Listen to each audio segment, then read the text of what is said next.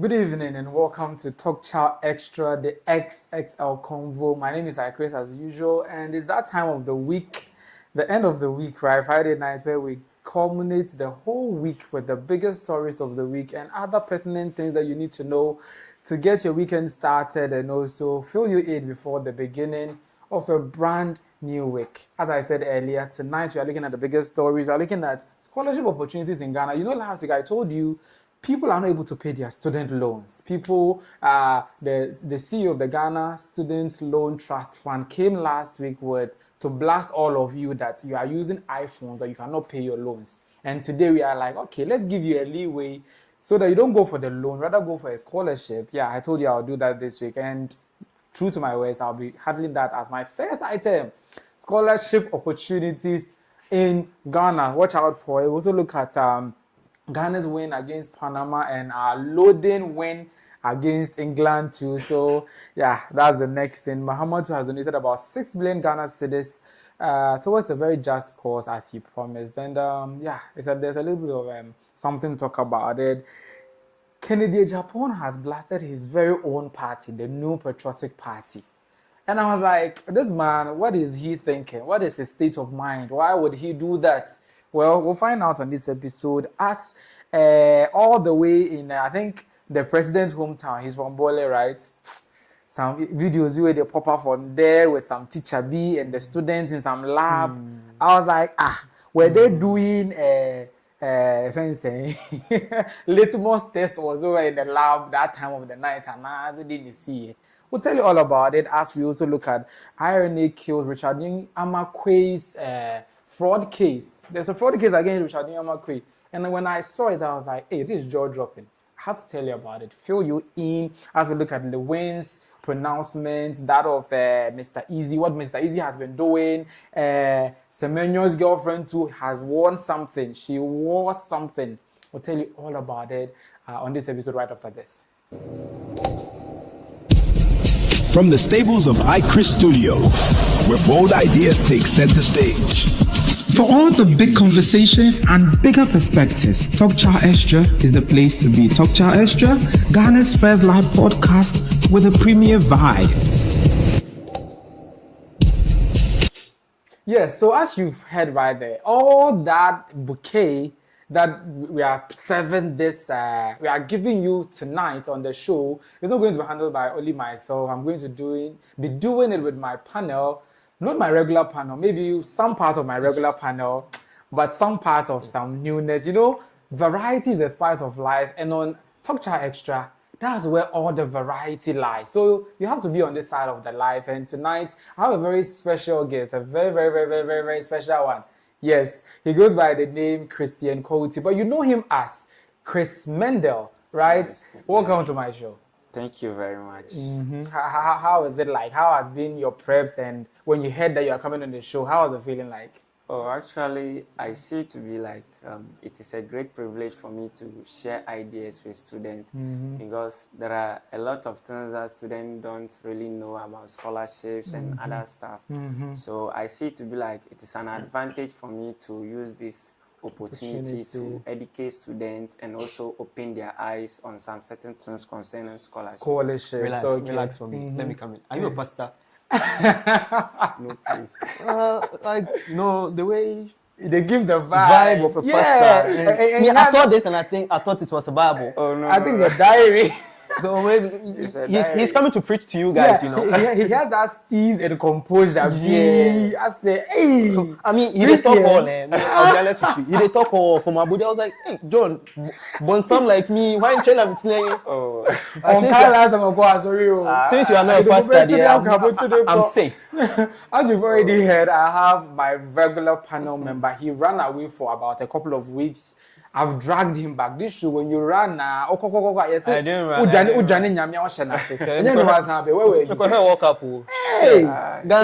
Ghana Panama match. I was China Stadium. I can show you guys. Ghana share, you know. Yeah. Because like now Akesefo, Akesefo. Me, I was the guy beside what's his name? Isn't Mr. Easy? Mr. Easy, yeah, when he Yeah. was coaching the Black Stars. Yeah, you know, So if they watch do you know them- he was the official assistant coach? Do you know that? I know. So if they should watch the video, they'll find me inside. Yeah, When yeah. Humia, then you are not wearing glasses, you know. That means that the person needs an optometrist, right? Exactly. But diving right into our first topic of the day, as Chris Mendel just noted, we are looking at a situation where students mostly want funding. They need support for their education.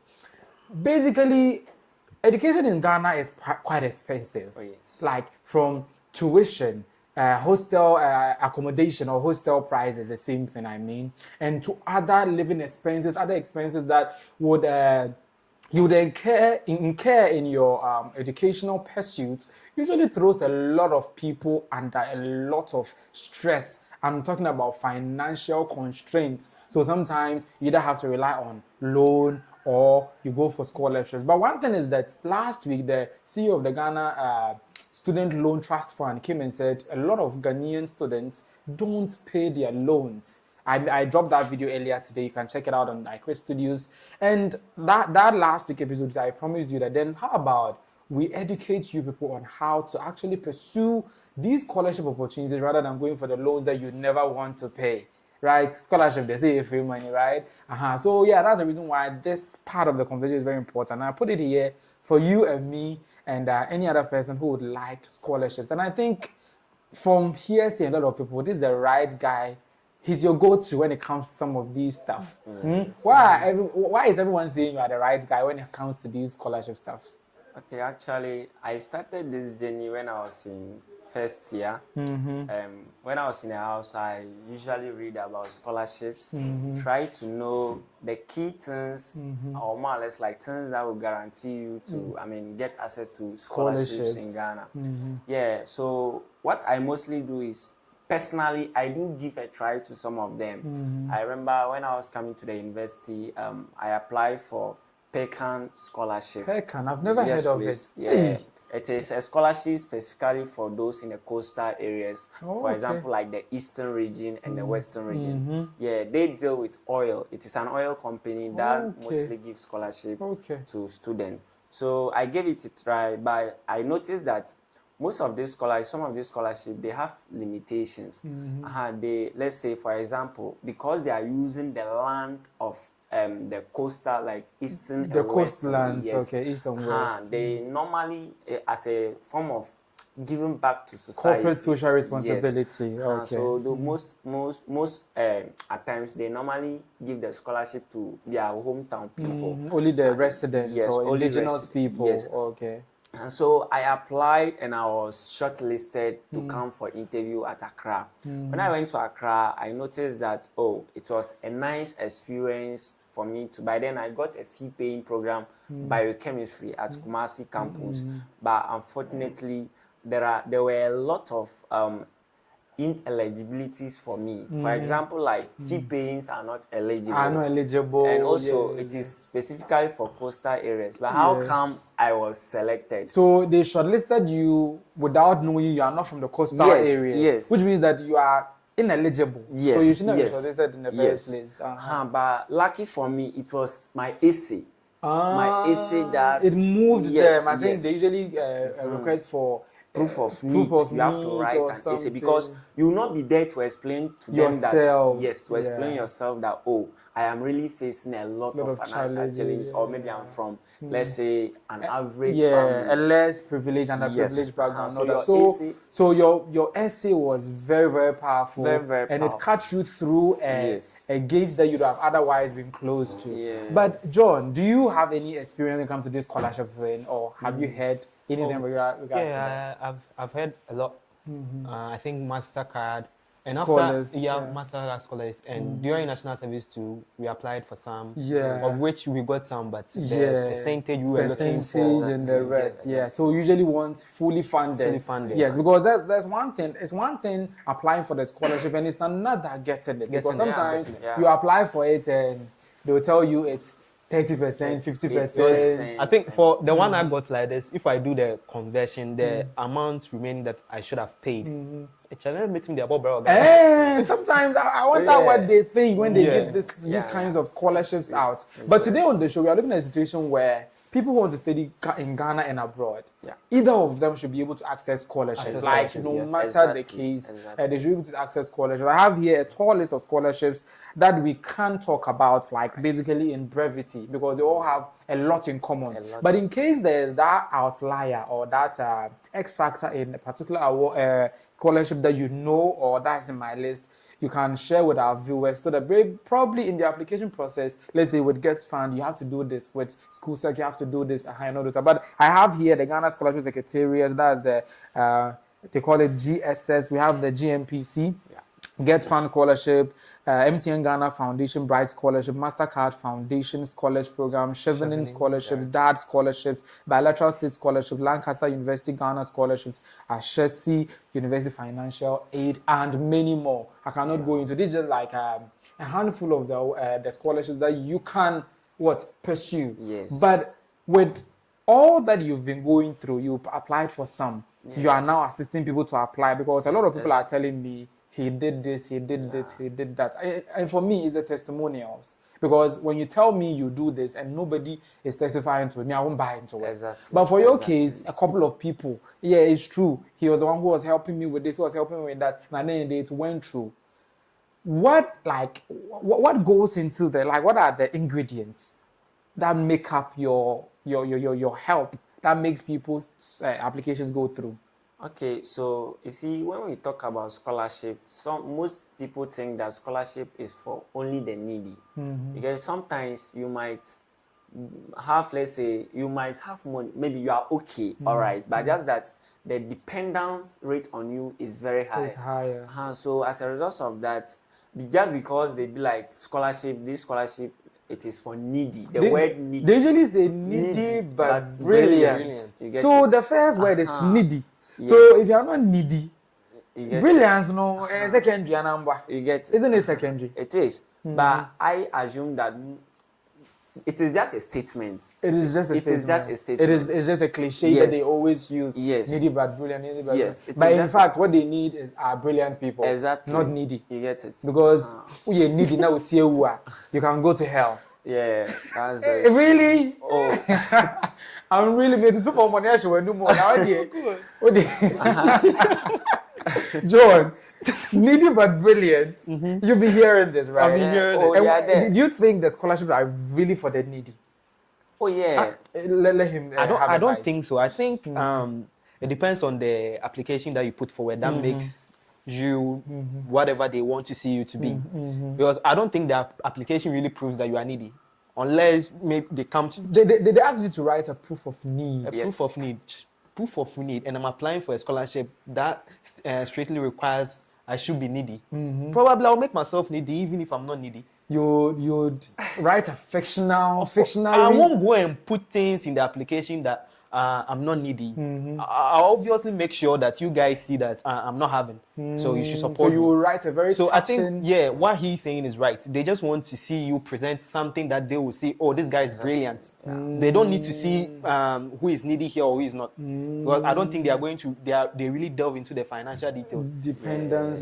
Though, even if they will do that, they first check for the strength of the application. And probably to people who are brilliant, their applications will be very stronger. Very stronger than those who aren't. Yeah. So it means that they just be brilliant. Just be brilliant. And put together a strong application. Yeah. So I was asking you about how you put it together. Yeah. Okay. So first of all, you see, when it comes to scholarship, what matters most is the essay. And then the essay, it is not... Scholarship essay is a vast different thing on its own. Yet, per my experience in helping students with scholarship and also trying other scholarship, I've noticed that when it comes to the essay aspect, we have classified the essay into 4 categories. The first one talk about your personal background, that is your family, the number of siblings in your family, the work of your parents, where you are coming from. Get it? These things are sometimes about 1,000 people can apply for a particular essay, but they won't have time to go through all these essays. So your first paragraph, who talks about your background, that is the key thing. So if they read something of interest to them, then you'll be considered for further reading. Yes, for further reading. So those that usually hide their points in the third paragraph, fourth paragraph. You are harming yourself because it is a strategic. You have to write it in a strategic form. So mostly, if I'm writing a scholarship essay, I make sure that I put it into, first of all, the personal background. That's about you. The first part. Yeah, the first paragraph. And the second paragraph will talk about your education. How you manage to, let's say if you are in the university, how were you able to manage yourself to come to the university? So that's where you express you express yourself. Your struggles too. Your struggles, how needy you are. How needy you are. You get it? And so before and after that, you have to tell them, the third paragraph, you talk about how the scholarship will help your academics. You get it? So it is a step by, and then the last paragraph, that is the conclusion paragraph. You make sure that you thank them, even though you have not gotten the scholarship, but you have to show an appreciation. But does it work? Everybody will thank. They will say thank you for consuming my. Don't you write that? Doesn't everybody write that? It is not necessarily. We have different ways of thanking people. You have a special thank you. Yes. Fill me in. For example, let's say I mostly earn my scholarship by. I'll be very glad if I've been given the opportunity to be part of your scholars. And I believe that this scholarship will be a game changer in my life, so that I can also be able to give back to society. You get it? So some people, they don't mostly include giving back to society. So you are not being selfish. Yes. You just want a way so that you can hold the door open for other people too as well. How do you close your scholarship letters or essays? Just cast your mind back and give us a casual look at your scholarship closes. The thank you thing that he was talking about. But do you write it that way? I don't write it that way. I just express thank you and for them reading my application. You write it like the way we the normal people write it. And I'll be very grateful if they give me the chance. That's all. But who applies for a scholarship without knowing that the scholarship will be a game changer? Probably it will be a game changer. Why should I go and say? So you don't want to say it because of that. But Christian is like, that's what will be the game changer. That will be the X factor. So right now, I'm picking things from him. So I think in my next scholarships, I'll probably forward it to you. Because for the look of things, the little things that we ignore, what we say, this is overemphasized, this is the cliche, this is everybody says this. Maybe that's what they actually want to hear. But don't you also think AI is kind of, affecting the way we write our essays? Because it is over-perfecting them. Over-perfecting, because Charlie, I've written applications and I'll give to ChatGPT. See this application, make sure I'm 10 over 10. Make sure I really qualify for it. And I'll just tell you, don't just agree with me on if there's something critiquing, and we'll go through and everything, and you'll be there. The day will come, it will go, and you'll not hear anything. Because no human being is perfect. Exactly. And imperfections makes you human. Yeah. So do you agree with people who say, over perfection is a cancer, like it's actually what would cause your downfall if you pursue it so much? Do you believe that in scholarship application? For that aspect, you see, I will say I'm not really sure of that. You see, sometimes most of these scholarships, they have a system that can predict whether you wrote the essay yourself. Don't you think luck also matters in this? Yeah. Luck matters. Luck doesn't matter in scholarship. Because you see, those people that read the essay, they are psychologists. You get it? They don't just give the scholarship essay to a normal person to read. They try to get into your thinking process, your cognitive process. Exactly. So what matters is just write the essay very nice. Just write a nice, because you will not be there to tell them that, this and that is going on.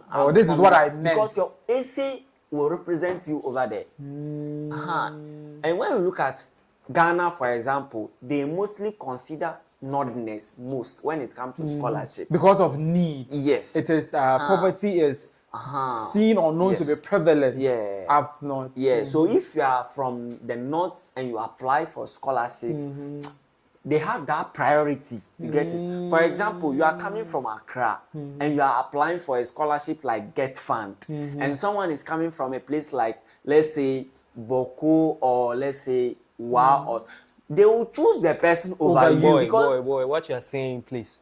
People are in Accra, they are sleeping under they bridges. don't care. Like they But you are in the urban center. Yes, they believe that since you are in Accra, you should be able to fend for yourself. You should be able and I agree to understand because you are in an economic hub. Yes. You should be able to. You should be able to. They don't. You see, so all these things are priorities. You get it? And so sometimes people have to consider. I know some. So most of the time, what I tell students is that when you are writing a scholarship, I assume that everyone comes from a village. That is my perception.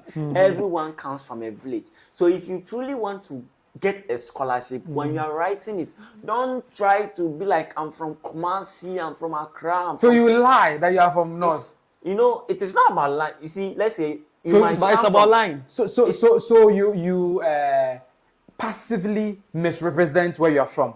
It is not about misrepresentation. Because let's say you might be staying in Accra, but probably you are originated from a particular village. So your hometown. Your hometown. So that's where you should use rather. Yes. So what about those people who originate from the same Accra? Yeah. But definitely you have a trademark from a particular No village. trademark.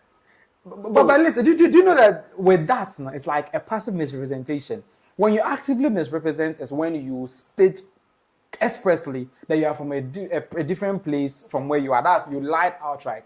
Active misrepresentation. But when you conceal it by stating something else in order to avoid stating what the actual case is, you passively concealed it. And from what you are saying, they should try to passively conceal their original backgrounds. Yeah. Is that right? Is it morally? Morally, let's go. You see, that is my experience when it comes to scholarship, because it is a priority. It is not a necessity that you have, once you write it, you are qualified. It is just more or less like a stepping stone for you you get it, to for be you, just a privilege. So in that case, try to present the part of you that will make you worthy of a spot in the scholars program, rather than going to state things that obviously throw you off. Somebody come and tell me he stays at cantonment. What a cantonment? Only president. You get So can we conclude that it's not always that you do the right thing to get what you want? With the passive misrepresentation part, you have to conceal the odds that are against you. If your father owns a 3-bedroom house, you don't go and state it there. Why are you deviating from the question? So it's not always you have to do the right thing before you earn something. You do what you have to do to get what you want. Isn't that the case? It's good to always do the right thing. Yes. Because if you don't do the right, I know a scholarship like MasterCard. Yeah. For them, they will trace you. Yeah. To know where exactly. Yeah, they will come. They will visit you. They will visit you. Yeah. You get it. Like John. This one is very true. I have a brother who is a scholar of MasterCard. They went to his home. Oh, I know that one. I know that one too. They won't tell you that they are coming. But I also know someone who really, the person has and he still got it. MasterCard. Protocol or no? I don't know. Okay, yeah. I also know people, even though they are okay, but still, you see. I say everywhere there's protocol. Yeah. So that one place, so maybe protocol. Yes. Because I know a senior man did that. Yes. According to him, he was one of the people who helped out with the foundation and stuff. So every year he has a slot. Oh yes. So somebody like that, he can put you on a slot and you'll get it without necessarily going through the hustle and bustle. Yes. Yeah, continue. Yeah. So when the scholarship, it depends on the type of scholarship you are applying. For example, first of all, let's talk about MasterCard Foundation. MasterCard Foundation Scholarship, it is an international scholarship in Ghana. Yeah. Purposely for students who have been in the house 1 year after WASI. After WASI. You can't just be a fresh graduate and then you want to apply for master. No. They won't give it to you. They won't give it to you. Yeah, That means that you can afford. Yes, you have to. They assume that first year you apply, you didn't get. Then following year, then you can apply for MasterCard for your assistant. They believe that you have no option because they are the last hope for you. So they will make, and then even with that, you must get a link. Someone who is into MasterCard. Yes, you must have someone. You get it. Someone. A link like how? You see, MasterCard. A referral link. Yes. Like someone, or let's say referee or something. Referee. Like, yes. Okay. And the person must have idea about MasterCard because some of these people they can't just give the scholarship to you without knowing anything or having any link with you. Because what if we give the scholarship and later on if we found out that this is the kind of person you are? It means so they must make sure that the right thing is done. You follow the right steps. So if I'm getting you right, if you're applying for MasterCard scholarship, get a scholar to be your referee. Yes, exactly. You're on the safer side. Because it never occurred to me, because you must get someone who is a beneficiary. Because the person. But why don't they state it overtly, clearly, that you need a referee? They won't. Who is a scholar? They won't. Hey, it is a system. And you must study it because MasterCard, the opportunities are plenty. They will pay your hostel fee. They will pay your stipend every month. They feed them also. Laptop. They feed supper. They give sometimes. They'll take you on field trips. Yes, trips. They organize internships for them. Internships and all those things. I remember the brother of mine that I'm talking about. They even took him to Vodafone, I think, for internship or something like that. They have that link with them. Yes. They put them in different places. Already they are making your life what it's supposed to be. MasterCard scholarship, I will urge all students that it is one of the best scholarship in Ghana. Because MasterCard, one thing I like about them is that they make sure that nothing worry you again. It is not like other scholarship or maybe the payment doesn't come on time and a whole. So they will pay your fees, pay your hostel. Yes. Give you money for upkeep. And apart from the upkeep, they will also feed you. And you know that what even is the best part of it? When you buy stuff, books and stationery, you go for clearance. When I was telling you, I was like, when you are traveling to allowance, they will give you traveling allowance. Like MasterCard for no. Yeah. But before you get it, you must truly be needy. Sweat. Yeah, you have to be. You must truly be needy. Because I realized that this whole MasterCard thing, it's very important. And it's for undergraduates. What about postgraduates? Do they stand a chance with MasterCard? But you must. But I think they have started. No, I think Ashasi has a postgrad. Yeah, for MasterCard. Yeah, Ashasi to have, and then and I think they have affiliation to other universities outside. Yeah, I forgot. They are global. Yeah, we all know MasterCard is a global payments. This one like Visa. Yes. So globally they are linked like that, and that explains how they are able to fund your education 360 to turn out the next generation of Africa's brilliant leaders. But looking at some of these scholarships, apart from the private ones, I think MTN scholarship. Do you have insights on that one? Yeah, for because MTN, it seems to be a very good one. For MTN scholarship, is the application to is just like the other scholarships we know. But I believe that MTN too, sometimes when they open the link, sometimes students don't use the proper link. Yes. So there are usually some spam links that people use. Yes. What is the motivation behind those spam links? Actually, I don't know, but sometimes, let's say MTN every year they upgrade the system. So let's say in case they have released this year 2026 application, I think it ended around 31st May. They close application. So probably 2027, they are using different link altogether. So somebody going to use last year's link. So you apply, and then you be like, I believe that. No. The application has gone somewhere. Communicate it? That is why we have the special. I think when it comes to KNST, we have, let's say, DOSA. Sometimes the student leaders they will send the official link. But link. I think it's also an indictment on MTN, a telecommunication network, not able to drum down the right link to their scholarship. You get it. It's an indictment on them. or they do that intention to sieve out the chaff, to see which people are smart enough to get the right link. Some students, they don't really like reading. Like you see, I always and there are black people too. You know, when you want to hide something from a black man, put it in a lot of writing. A lot of writing. Or a book. I believe that scholarship, before you can win a scholarship, understanding the process is also part of the scholarship. Yes, the scholarship.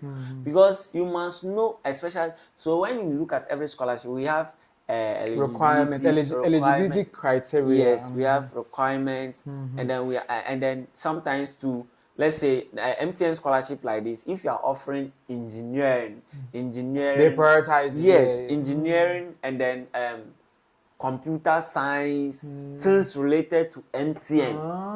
They would want to plow them back onto their workforce. So MTN for just say, almost the smart way, and they for the next generation of brilliant people. MTN for some so when, let's say, in 50, they need like 100 scholars for this year, they will consider all these things. And let's say you are offering Medilab, and then you apply for MTN. Even though you perform very well, they call you before they will shortlist. They will consider, and also they give priority to ladies. Yes, ladies, and those from upper, north, savannah, and then there are a lot of regions. I think there was a year, media BBM example, MTN Bright Scholarship. I have a friend who was on it. The year that we all applied, they gave priority to the newly created regions. You know, that time, I think Nanado was our president, and he had created new regions. Luckily for him, he was from one of the newly created regions. I think they had, I think Bono or something. So new region. And luckily for him, because he was just from newly created region. Because near if you Kumasi, as you said, I applied from Kumasi. Meanwhile, my background is North, but I applied for I don't know what made me apply for If I had met you or known, I would have applied for Cheze, because I'm free. No, it's your baby. And it is not like you are lying. That is your origin. Yeah, that's my origin. You see, the fact that some of us were born and bred here doesn't mean we are from there. Definitely, so, that is where you can learn your culture. You get it? And they believe that when we give you the scholarship, you have to go back to the society and also raise the young ones. Impact. Because you can't tell me that you are in Accra and then you want this scholarship. Who are you going to impact in Accra? Because the village, there are a lot of needy people who really want to, go to school, and then even sometimes, they don't have the classroom places to learn. So if, let's say, they have transformed your life, you must also go and transform other lives too. When they touch your life, you end up touching that. So I think we've been on this scholarship, this one for a while. Moving forward, let's narrow it down to government-sponsored scholarships. That's the last part of our conversation. I wanted the scholarship segment to be extensive, but for want of time, let's narrow it down. We have GETFund, we have GNPC, we have, Scholarship Secretariat, Ghana Scholarships Secretariat, and other government-sponsored scholarships. There's that notion out there that they are politically aligned. So udi aise kokofu bobo. So unya nima unya bimbo. So wait, if it's like kokofu people's football. If your sibling is not inside, they will not add you to the first level. You will not be able to play some. Exactly. Are you of the notion, or do you believe in the how do you call it, control? How do you say speculation that the government-sponsored scholarships are politically aligned and awarded politically? It's very true. It's very 100%. 100% true. Yes. Sometimes, let me deal with GETFund. You see, GETFund scholarship, that one, it is purposely for the country, and it is a government scholarship. So when they open the portal, and then they give slots to some of these ministers, some of these people.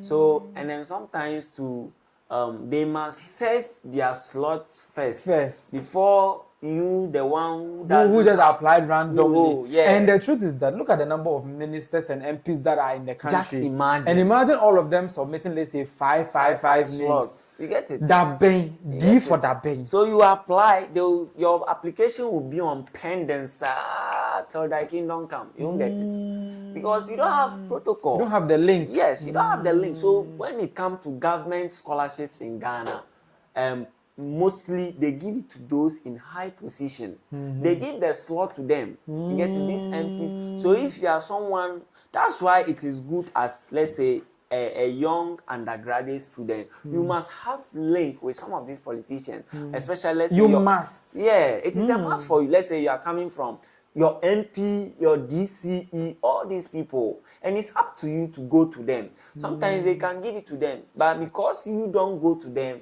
they won't tell you. But that's also wickedness. You see, if the mountain doesn't go to if the Muhammad doesn't go to the mountain comes to we are living in an unfair world. Oh. You get it? So those laws, the MP will do away with it. He will share it to his home people. Yeah, they will sometimes when every year students mostly submit their needs to these MPs. Yeah. So they have them on their list. So if, let's say, this year 10 people submit, when those scholarships come, they quickly add them to the list. So when you apply for the scholarship, there is a place where you application ID, your name and your application ID. So this is what they will use to get access to your portal. And they don't need, so even though you go for interview, but after the interview, what go behind the scene, you don't know. Okay, so a quick commercial break, will be right back. Sometimes just the tip is not enough. You need to dig deeper or hit harder to get to the bottom of it. Delving into the nitty-gritty takes the conversation or discourse a notch higher, and that's exactly where the XXL convo of Talk Chow Xtra comes in. With more than just the tip of the iceberg, it underscores that what sinks a ship is not what is conspicuous about it, but exactly what is underneath. With more than one angle and multiple talking points, my guest and I would give you more than just an opinion, but a repartee. So, join me, yours truly, Chris, and my bevy of opinionated pundits by name Meira, MJ, and RJ. Call us the Candid Click, because it's about to get brutally honest right here on iChris Studios every Friday at 7 p.m. live on YouTube and available on other platforms afterwards. Talk Chow Xtra, Ghana's first live podcast with the premier vibe. Okay, so welcome back from that break. Rather an impromptu one for a technical production related issue. So yeah, as we were discussing, we are still on the scholarship matter. It's very important and dear to my heart, because I've seen how scholarships have transformed lives of me, my family, a lot of people. Not just we friends or family no. Bebre na no cry the main comedy. No one gets anything.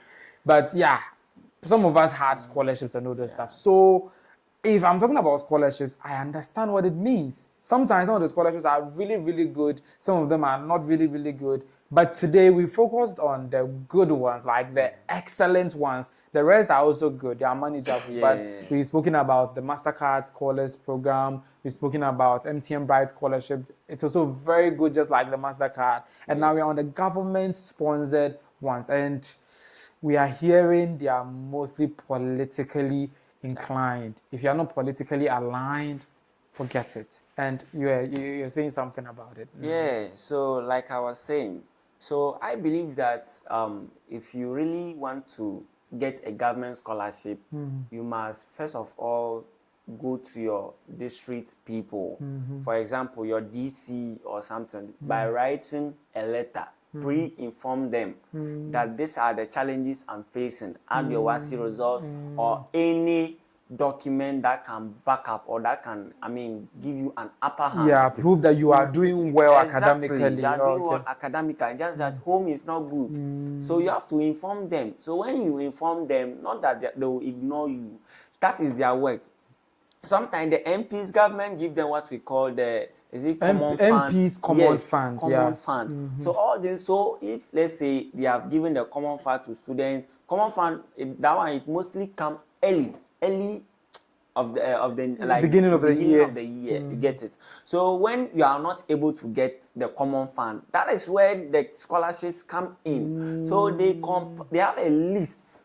So when they open the application and you apply, they have your list, they have your details. You get it. So they will just reach out to you that this and that is going on. So when you apply for the scholarship, you send them your application ID and your full name, and they will log in onto the portal and enter you as a protocol. Exactly. And you are already picked. You are already picked. So that's when, and sometimes too, they will call you for interview.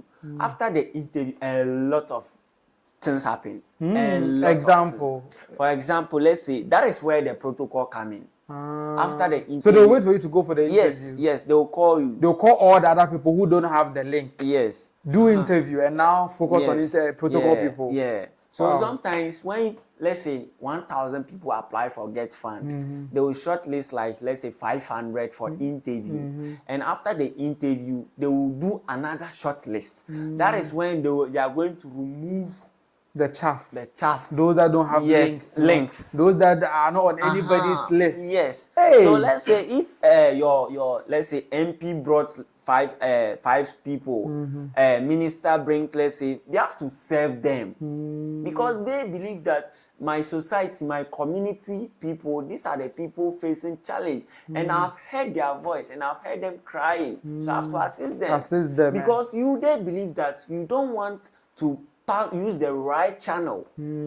Yes, you must use the right channel, and the right channel is passing it through your MPs, your MCEs, all these people, DCs, and the rest. Yes. Is it really easy to reach these people? Oh, it's very easy. It's you just go to the municipal or the district assembly, and you'll be able to have access. What if a case where there are a lot of people there, and now it creates a backlog? Let's say you are adding your name to 100 people who are already at the municipal. What happens? Consistency will always speak for you. Sometimes, even though there are a lot of people there, by your consistency, how frequently you go there will show how serious you are or how needy you are. You get it? So sometimes it is not about you just going there once, but you must always keep on going there so that they will be aware of you. So some students who are there, they will just send their essay or they will just send their details, and then they will stop going there. You must keep on because you need it. You have to be checking up.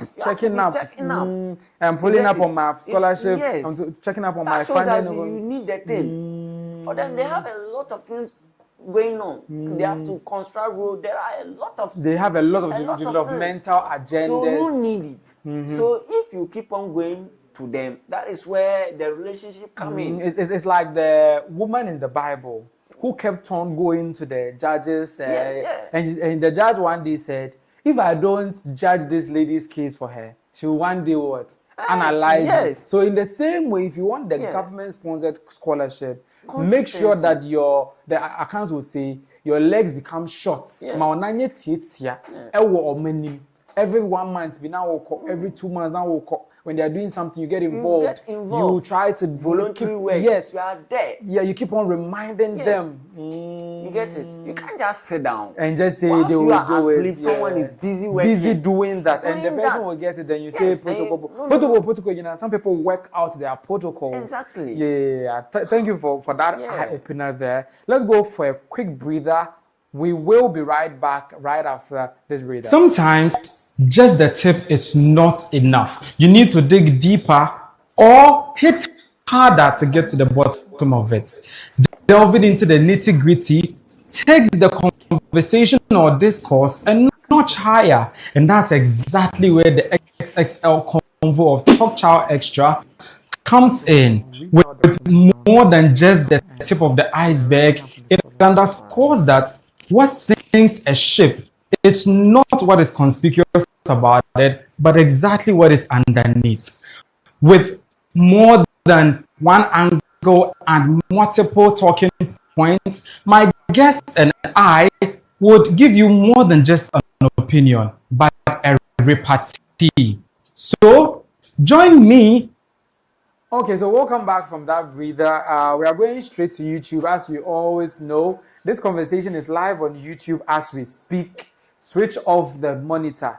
This conversation is live on YouTube as we speak. It is also available on Spotify, Apple Music, Apple's podcast, and other podcast platforms. Let's go straight to YouTube and look at some of the comments that are there. Bonjour from Ibrahim MBA. Hey, bonjour. Bonjour by this time. Isn't it supposed to be bonsoir?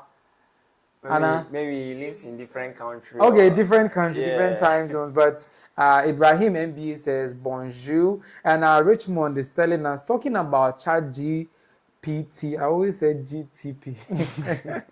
Talking about ChatGPT, it reminds me of my boss. This man can't think for himself, but for ChatGPT. And he comes back to say, Massa, you people should be careful. What has black man done? Black man, yeah, he doesn't like reading. I think that is what the person is referring to. So usually when you apply for the scholarship, read extensively. Yes. And sometimes to try to find people who are already on the scholarship, as you said, we didn't even know. MasterCard usually checks whether you have a referee who has benefited or something like that. Yeah, so basically that's it. But we've read the comments. Your wrap up on the whole thing, what you would tell. But before we go, your final take on it, then we'll take your final thoughts on the scholarship thing. Mm-hmm. So I'm in support of him telling students to just keep on applying. You don't know when it will far. Yeah. So they should just keep on applying and probably things will work out. Yeah, your final words. So try to wrap it up with all your tidbits and all other details that you have about scholarships. When it comes to getting access to scholarship, first of all, you must know the eligibilities and all those things, the requirements. You must try to read them. And once you pass, you qualify for the scholarship, and then make sure that your essays too, you write it very well. Speak the truth. Write it in a standard. You get it? Like I said, personal information. First paragraph being personal information. Second paragraph talking about how you manage to come to university, all those things you have to include. And then the other one to the third paragraph have to talk about how the scholarship will help you. And then last one have to express your profound gratitude to them, even though they have not given you the scholarship. And assure them that if they give the scholarship, you also make sure to give back to society. And I also like to let students know that in any scholarship you want to apply in Ghana, you must get someone who is a scholar of that particular scholarship. Because John Maxwell said one thing, that a leader is someone who knows the way, goes the way, and shows the way. Because the person has already passed through it already. Yes, so he has experience. Probably if there are some, it's not everything they include in the eligibility. Caption. It's not everything. So since he has gone through the process, he is able to show you the way. So students should take note of these things. And also, they should keep on trying. You get it? You don't know when your season or your time will your shine. Style will shine. Yeah. So basically, don't give up if you write 3 applications and it falls out. It is a learning process, especially because I have noticed that because of series of scholarship, I think I had one which was international. What's the name? That one I got medicine, get it in the US, 80%. I couldn't go. So I like anything I see, I apply. And that has given you a lot of knowledge. Yes. So when it comes to campus thing like so or the laptop I'm using, the school gave it to me. So you benefited and through you others. I think a lot of people were talking about Sanso. Because they were like, during Sanso, you're always writing proof of need. Write it. Why were you writing it for them? Because you know they cannot write anything better. Yeah, sometimes some of them will write it, but just that there are some things so you have to have to edit it and remove some things and add some. Because I have been through the process, I know how to write the essay. You get it? And because the essay matters a lot. It matters. So you make sure you go through and make sure it's fine-tuned to fit the design. And a lot of people are saying it goes through for them. It mostly does. I think last year I helped about 32 beneficiaries. Wow. Yeah. Only you, 32 laptops. Yeah, I helped them because I have passed through. Even though there are many, but I know how to. I know how to write the essay. There are many. So you've hacked the code. Yeah. How do you call it? And also the interview. The interview, I make sure I have been through. Sometimes students think that, I remember KBN or KNST Bezra and those things. Even though I paid my fees, I let them know that I paid my fees. They went through the AMAP, saw that I've paid my fees. But because of I know the tips, how to go about the interview, they still gave me the money. Hey, so it's what did you say to convince them? You see, it's not about, I let them know that they asked me that, oh, have I paid my fees? And I was like, I paid my fees long time. Hey, yes. And they still gave it to you. Yes, and they still no, you have other of magic. So the thing is like this. Sometimes that is why I always keep on telling students that it's not about you being poor that will guarantee. There are poor people that I know. Sorry to use the word, needy people. They didn't give them. But they will give it to another person. Sometimes it's about how you talk. Get it? Interview is more or less like is 50% of the application. Yes. So sometimes you write your essay nicely. Come and express yourself. Come and summarize your essay. Some people will go and they are family. Yeah. Sometimes I can dress officially. Iron, everything perfect. And go. And still get it. Almost or anything I apply on camp, I get it. Because don't you think you have some kind of magic that you pull there? It is not actually about magic, but it is about how you prepare yourself and how you carry yourself. You get it? Your outlook matters. Yes. Someone might write a nice essay. You go inside for the interview. So what I do is, after I write the essay for you, when you are shortlisted, I train you for the interview. Yes, that's why they always get it in. Yes, because you don't just leave them at the application. Yes, I will train you for the interview. There are some simple mistakes students make when they go for interview. For example, you are going for an interview. You knock. First of all, you have to knock. Some people don't knock. Some people don't knock because they just barge into it. Yeah, you might think that it is very key because the office is not for you. Really? Yes. So you might think that sometimes they consider all these things. John, the interviews that you've been going, have you been knocking? You have to knock. Oh yeah, I've been knocking. You have to knock. And when you knock, when you enter, you don't have to sit. You have to stand. It's like job interview fever. It's the same thing. And then after that, it is a process, and you might think that they are not needed, but Charlie, you have to follow them. Don't belittle anything. Because that is your last hope. They just want to look at they consider manners, moral, all these things. But don't you think those are just a way of cutting down the list or just there are ways. There are ways. If you go to someone's office without and then you are sitting, it is a form of disrespect. You must greet the person. Those people who want scholarship, you have to see him more because they were, or me myself, I'm enlightened. I'm like, even job interviews too is like that. You have to greet them. After greeting them, they will now ask you to sit. To have a seat. And when you sit too, you have to thank them.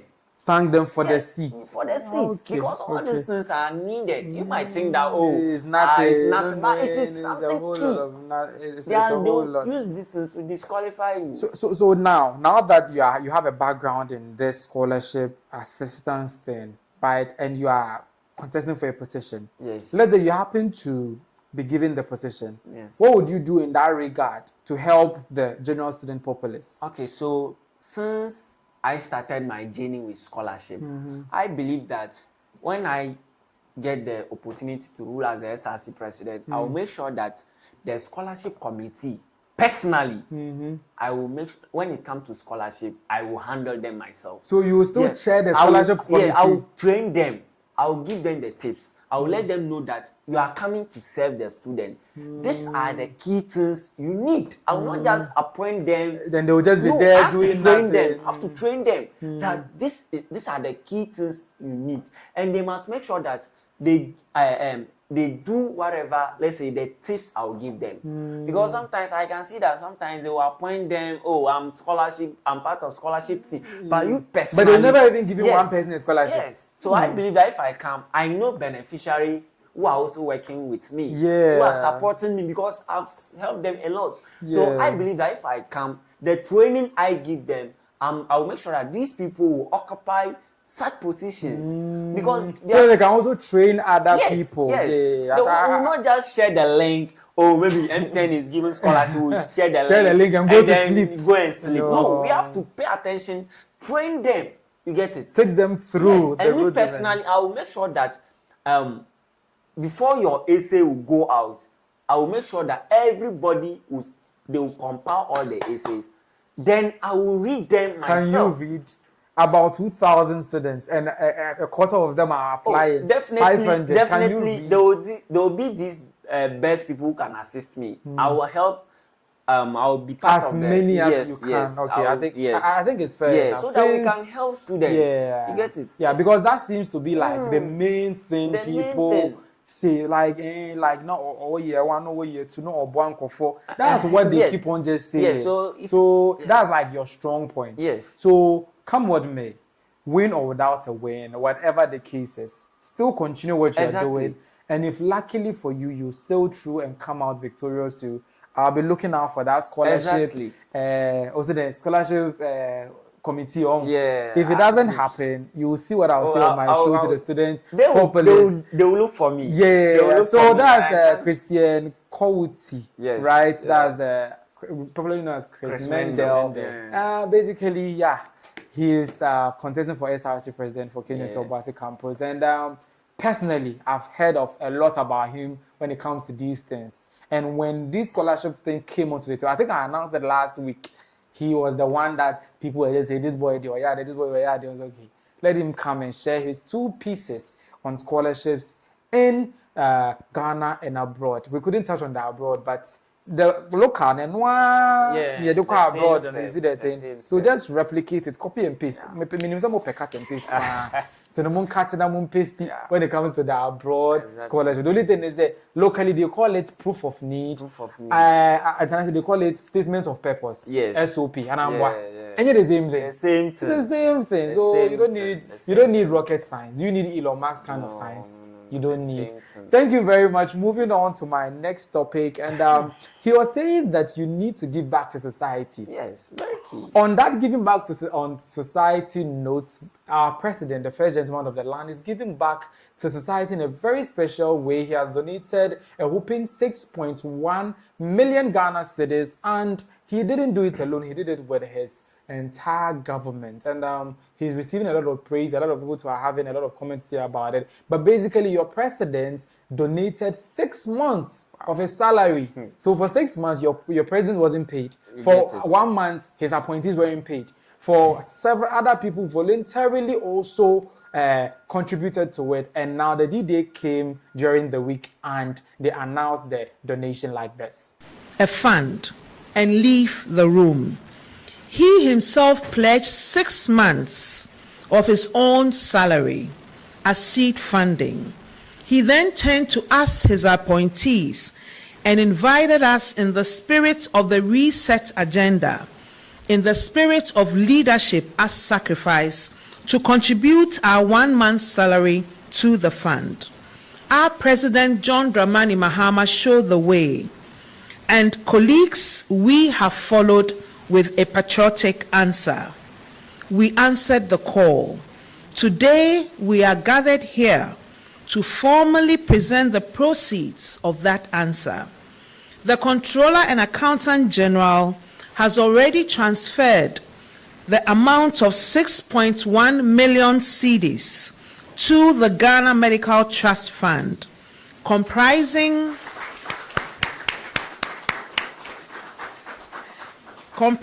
the President's salary donation and our contributions as presidential appointees and staffers, and deductions for those who fail to meet asset declaration deadlines. Colleagues, I want to take a moment to acknowledge what this has meant in practice. These salary donations came with real sacrifices, bills that had to wait, plans that had to be deferred, commitments that had to be renegotiated. We all knew the costs, and we paid it anyway.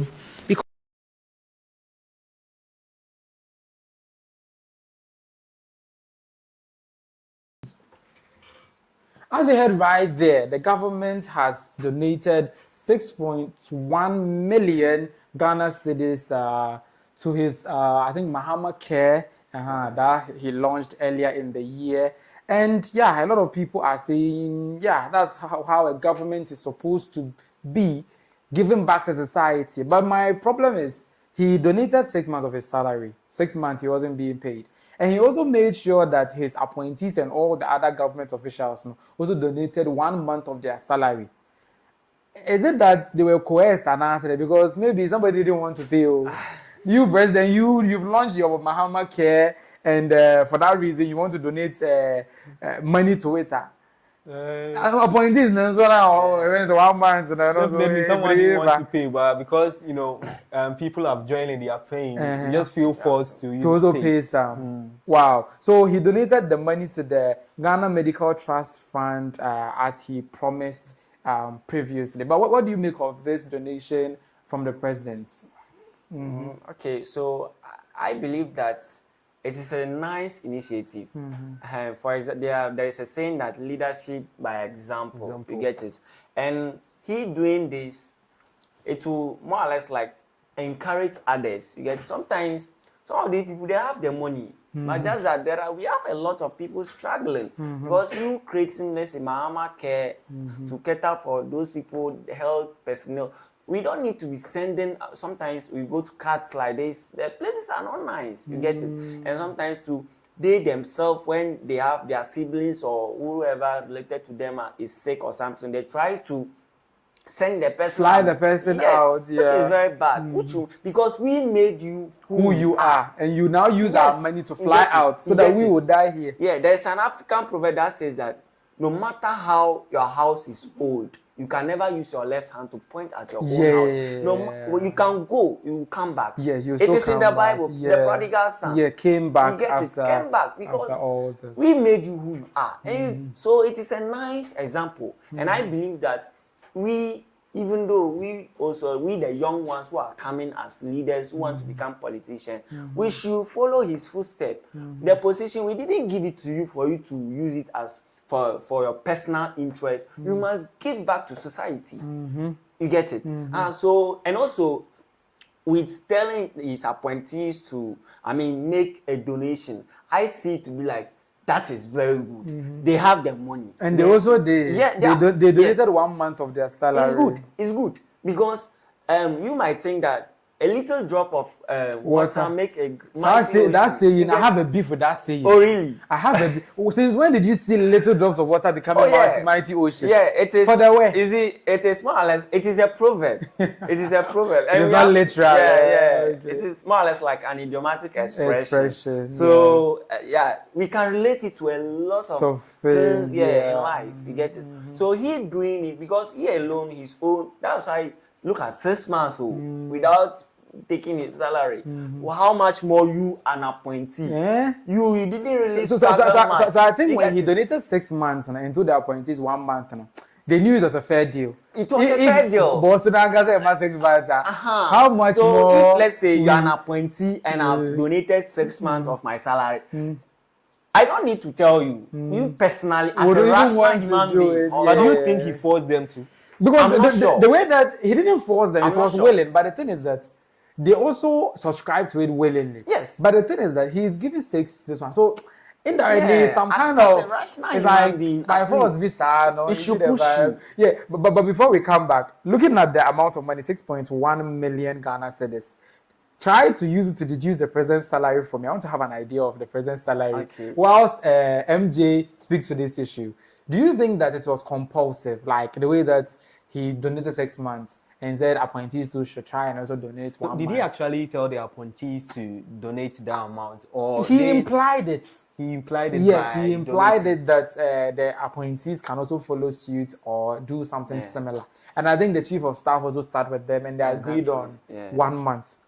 You see that? To me, I think his actions, not all of them though, because I'm probably sure some will be like they wouldn't have wanted to donate to donate because they have bills to pay. Of course. They have people to take care of, other stuff and things. So I'll take the number. Try to estimate the president's salary from the 6.1 million. He says 6 months of salary and 1 month of his appointees' salary, and we now have a total of 6.1 million. Do you actually know how much appointees are being paid?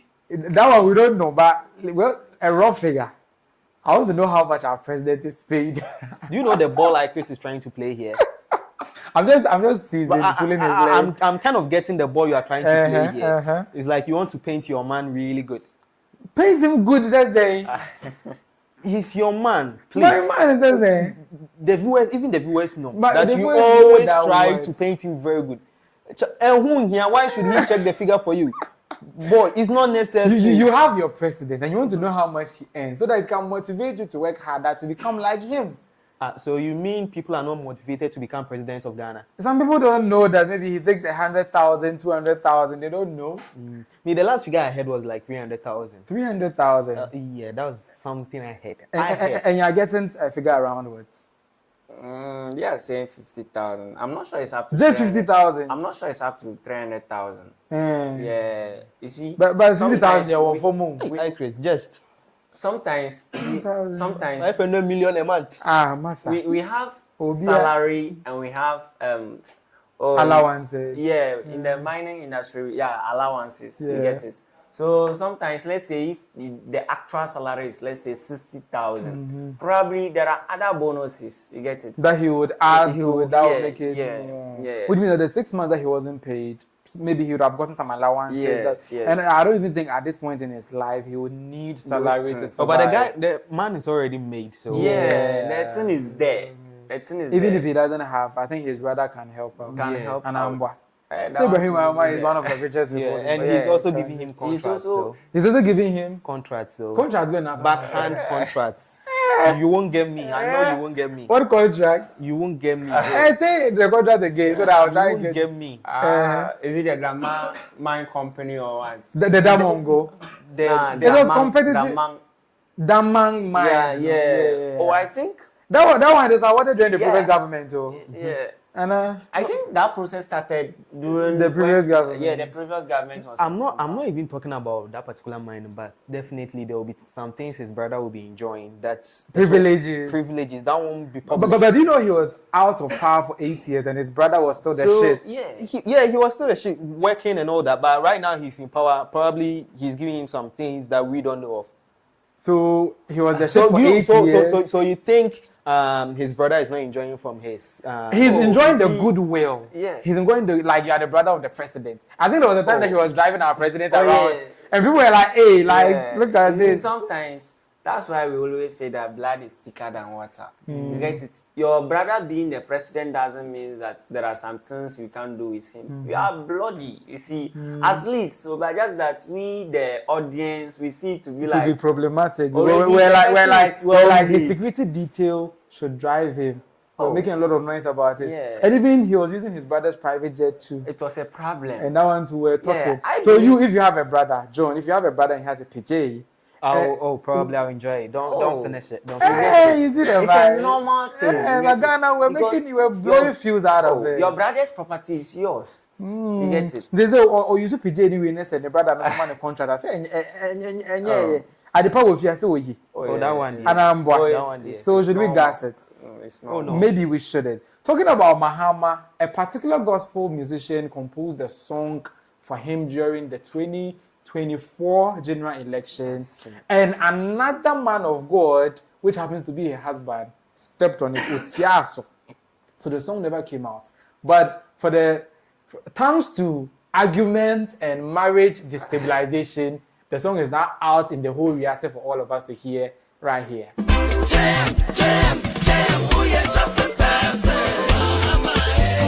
We are just a person. Yatomano, yatomano, yatomano, yatomano.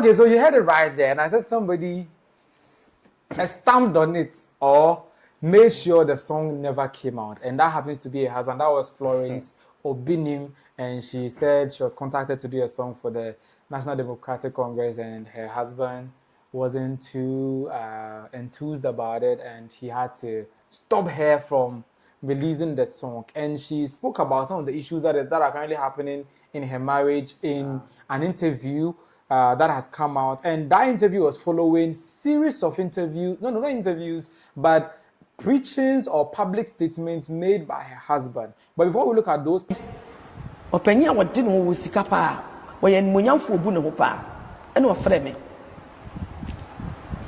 na so mo kan ye nyina sɛ Florence me hu sɛ wo sura Awurade unyu bia wo de ba asase so aba wom na me pɛ me papa Mahama asɛ me don nti me pɛ sɛ wo ye nnwom me papa Mahama because ma tete sɛ wa na sɛ wo tworo wo nyum nyina eti me nto party nyum bia da nti me to me bo pa me bo ho ka wie me ye wie na me kuro so preacher sorry dem say o de aso nyina nti mo se adom kwa bi ni sika pono bi bia enhwe wo yede side enhwe okunu side e ma okunu nka wo nhyɛn fanto se menye ye enti ka me obi anka me fa nkyere me kunu so me bu me kunu nti me de nwom no kɔkyerɛ nse hani obi se ni senti ampa so nyame ma ye nwum no yo se bɔkyerɛ no ase me ma mfa nkɔ nwom no to dem yes me bu bishop nti me de nwom no to dem up to now one farm abonten ma farm abonten eti de en se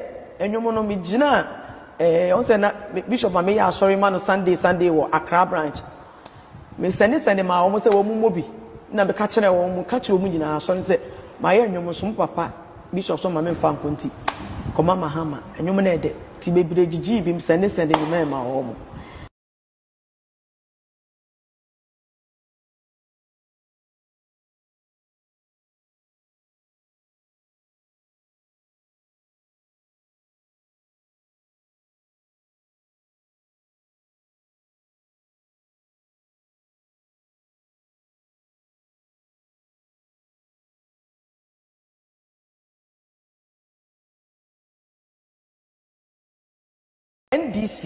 NDC ni panyini pa bi opanyi a wodi no wo sika pa wo ye nmunyamfo obu ne ho pa ene o frɛ me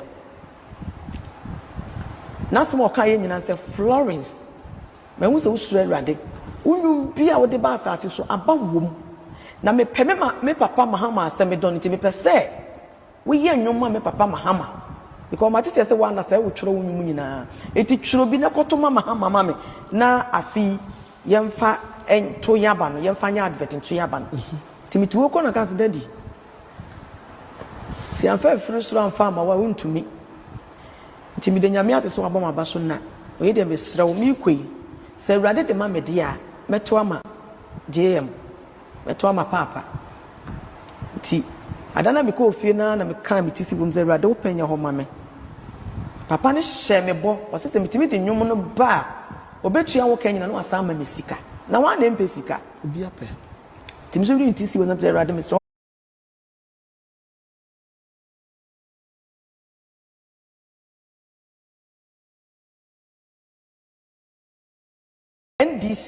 NDC ni panyini pa bi opanyi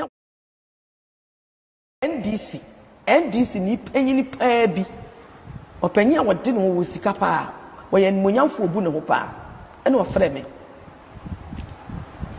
na so mo kan ye nyina sɛ Florence me hu sɛ wo sura Awurade unyu bia wo de ba asase so aba wom na me pɛ me papa Mahama asɛ me don nti me pɛ sɛ wo ye nnwom me papa Mahama because ma tete sɛ wa na sɛ wo tworo wo nyum nyina eti tworo bi na kɔto Mahama ma me na afi yemfa ento yaba no yemfa nya advert ento yaba no timiti wo ko na kan daddy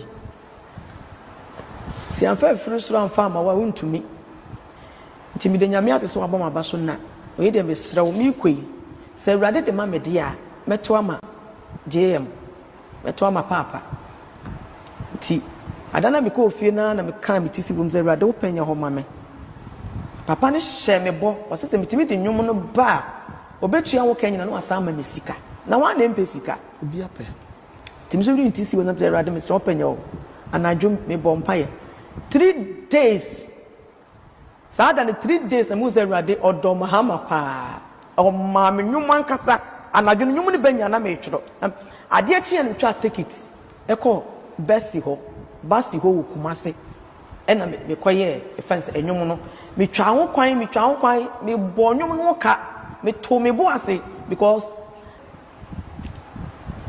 nasmo ka ye nyina say Florence me hu se usuro Awurade unyu bia wo de ba asase so aba wom na me peme me papa Mahama asem don nti me pese wo ye nwom me papa Mahama because my sister say wa na say wo tworo unyu nyina eti tworo bi na koto Mahama mama me na afi yemfa ento yaba no yemfa nya advert ento yaba no timiti wo ko na ka daddy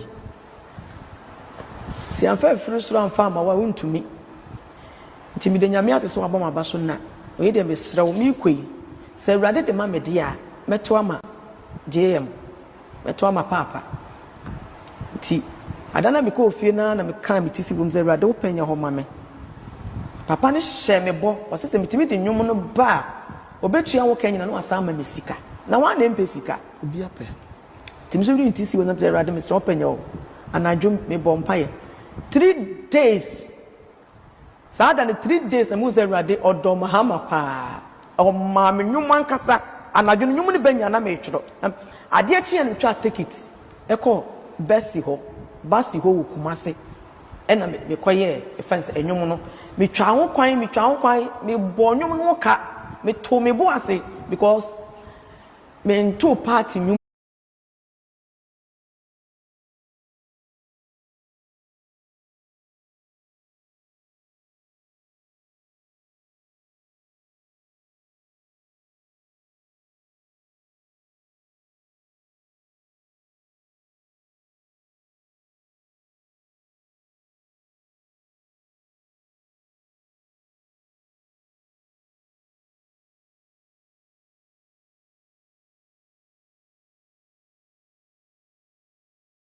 our real so many day unjai I know the fashion team say me but I'm stay back me no ka say enre makoto dan e wo trazaku $400,000 enre amount enre tiba Monday I was say me tuko ho papa one nkola no na ekọ menko na me ekọ esrew meti me de oil asofom e wo dem waka ntam say awale jaye de enye den ma wadwene e ma adwene mu but I want to stay back tinam say no me chinchin ye no ti ba Monday metu akọ na mifiri wa batema sole Accra na makukumase sa e ho ana mabafie abehwe me family no me ma no de minimum musuban minim sa me ma no de ombedi machi yakọ because nkola no omodome ma me but minim de meka e kra me for so no me stay with the mother na menya me peace of mind me serem bi nya me din pam chew se mo dwen me ho de a anya sa ekum nipa montemase wontemase a ewo ho mesi eyeden ekum nipa because many for so bi ni wale ye bepem ne mo fa cheme se mo mi so tia yes ye me na me ha no me kan so bia no no na ni slim caution sebi okoye kese a eye me obi ni me na me ha no mo fa nchemi o nanim koye fefefe na nanim koye tan a eye obi ni me na ha no ma me ne kasa kura na ne kasa no bi kura na aisa ne ra ho a ma mi na ninje means obi ni me na ye den ha no tese bibia obi nim nyame onkonko no hata soro ni se ye ka memma mo ye best man in marriage me say Ghana ye pe 1 to 5 me one of them I'm telling you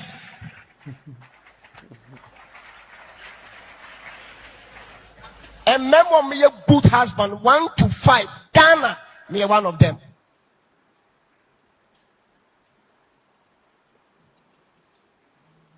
menyɛ ma obi mu ɛwɔ abɔnten a.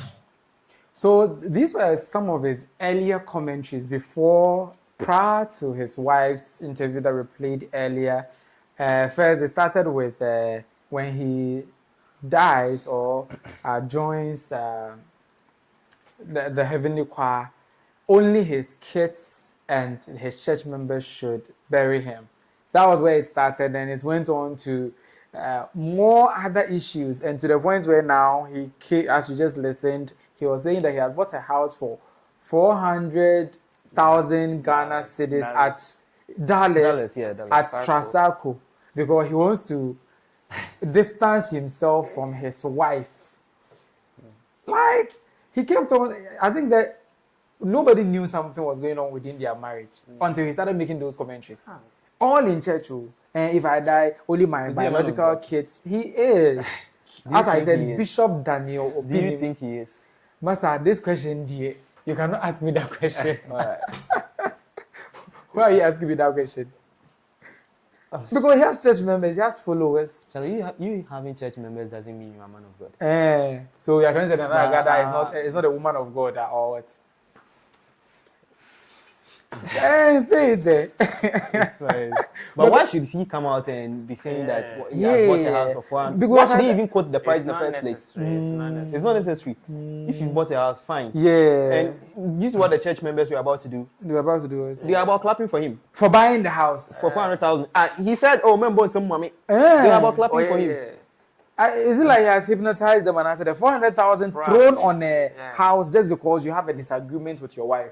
So he just blew up and blew out. And he's saying that 400,000. Meduaya just so from no I can't tell him that he's not going to separate from the wife. I think he's afraid of divorce because definitely Florence Obinimu will take 50% of his properties. Why would she? So why she will?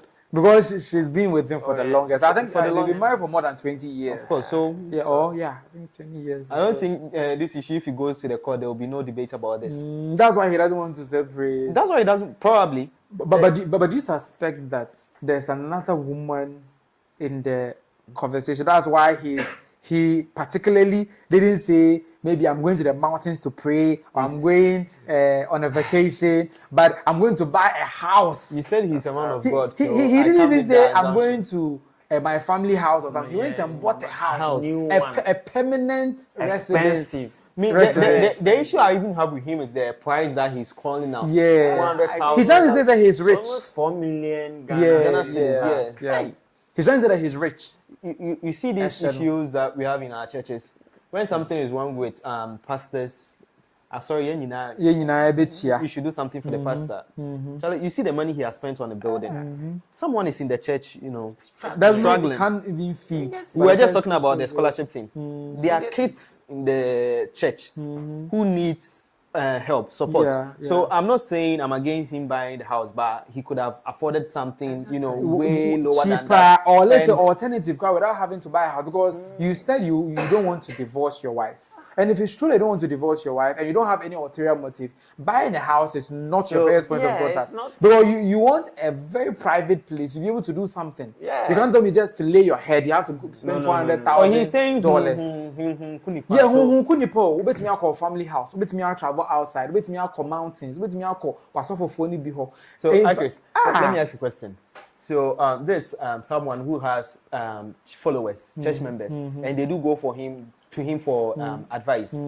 Not in his house. He has a church premises. Not the house, not the house. So advice as in counseling and all that. Yeah. So a pastor that can't counsel his home, do you think that he'll be able to warrant for people to go to him for counseling? He doesn't. Because he's publicly communicating that I'm not able to handle my affairs. So, and before that, nobody knew something was going on. He no came.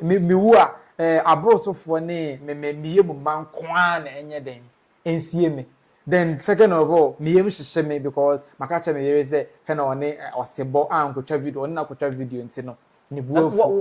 what are the issues one he even has with the lady in the first place? I think he's pointing to insubmissiveness. She's now like somebody who is in the council. she's now grown rubber horns, or she has now grown horns. Oh, yeah. That's the reason why the wife in the interview that we played during the technical difficulty was saying, "Sir, if I was insubmissive, a big man in the NDC threw money at me to do a song for Mahama, And she actually did it. and she did the song, did everything, going to Kumasi, did everything and finished, and came to her husband as a submissive wife that this is what have I done." So she played the song to him, and he said she shouldn't release it. And as a submissive wife, she said in the video she didn't release the song up to now. Isn't that evidence enough that the woman is submissive? Oh yeah. Or maybe he's politically affiliated. Yes. No, I don't think he's politically The affiliated. reason behind he telling her not to release the song, I don't even want us to go into that. But he claiming that she's not submissive. If it's a woman who knows very well she can get 500,000 from NDC with a song, by the time that you hear the song is out there. Business. But because she's a submissive wife, she said she played the song to you, and when you even opposed to her releasing it, she hasn't released until you had problem. We would have never heard the song. So do you think there's any iota of truth in he painting her as somebody who is now unagreeable, very recalcitrant? She said she's doing it now for STEM. She's doing now for them to know through. She's into groupies and friendships and other things that he doesn't really like. Me, I suspect there's another woman involved in all this. Yeah, I'm not suspecting that though, but and some people are mentioning Benedict Agafa. Continue. You're not suspecting anything. Continue. I'm not suspecting anything, but should I say, Obinim is one man of God. To me, I don't really, agree with a lot of stuff that he does. You don't rate him. I don't really rate him. Yeah, but I won't say bad things against him though. But I think there is something fishy going on with what he's doing. Yeah.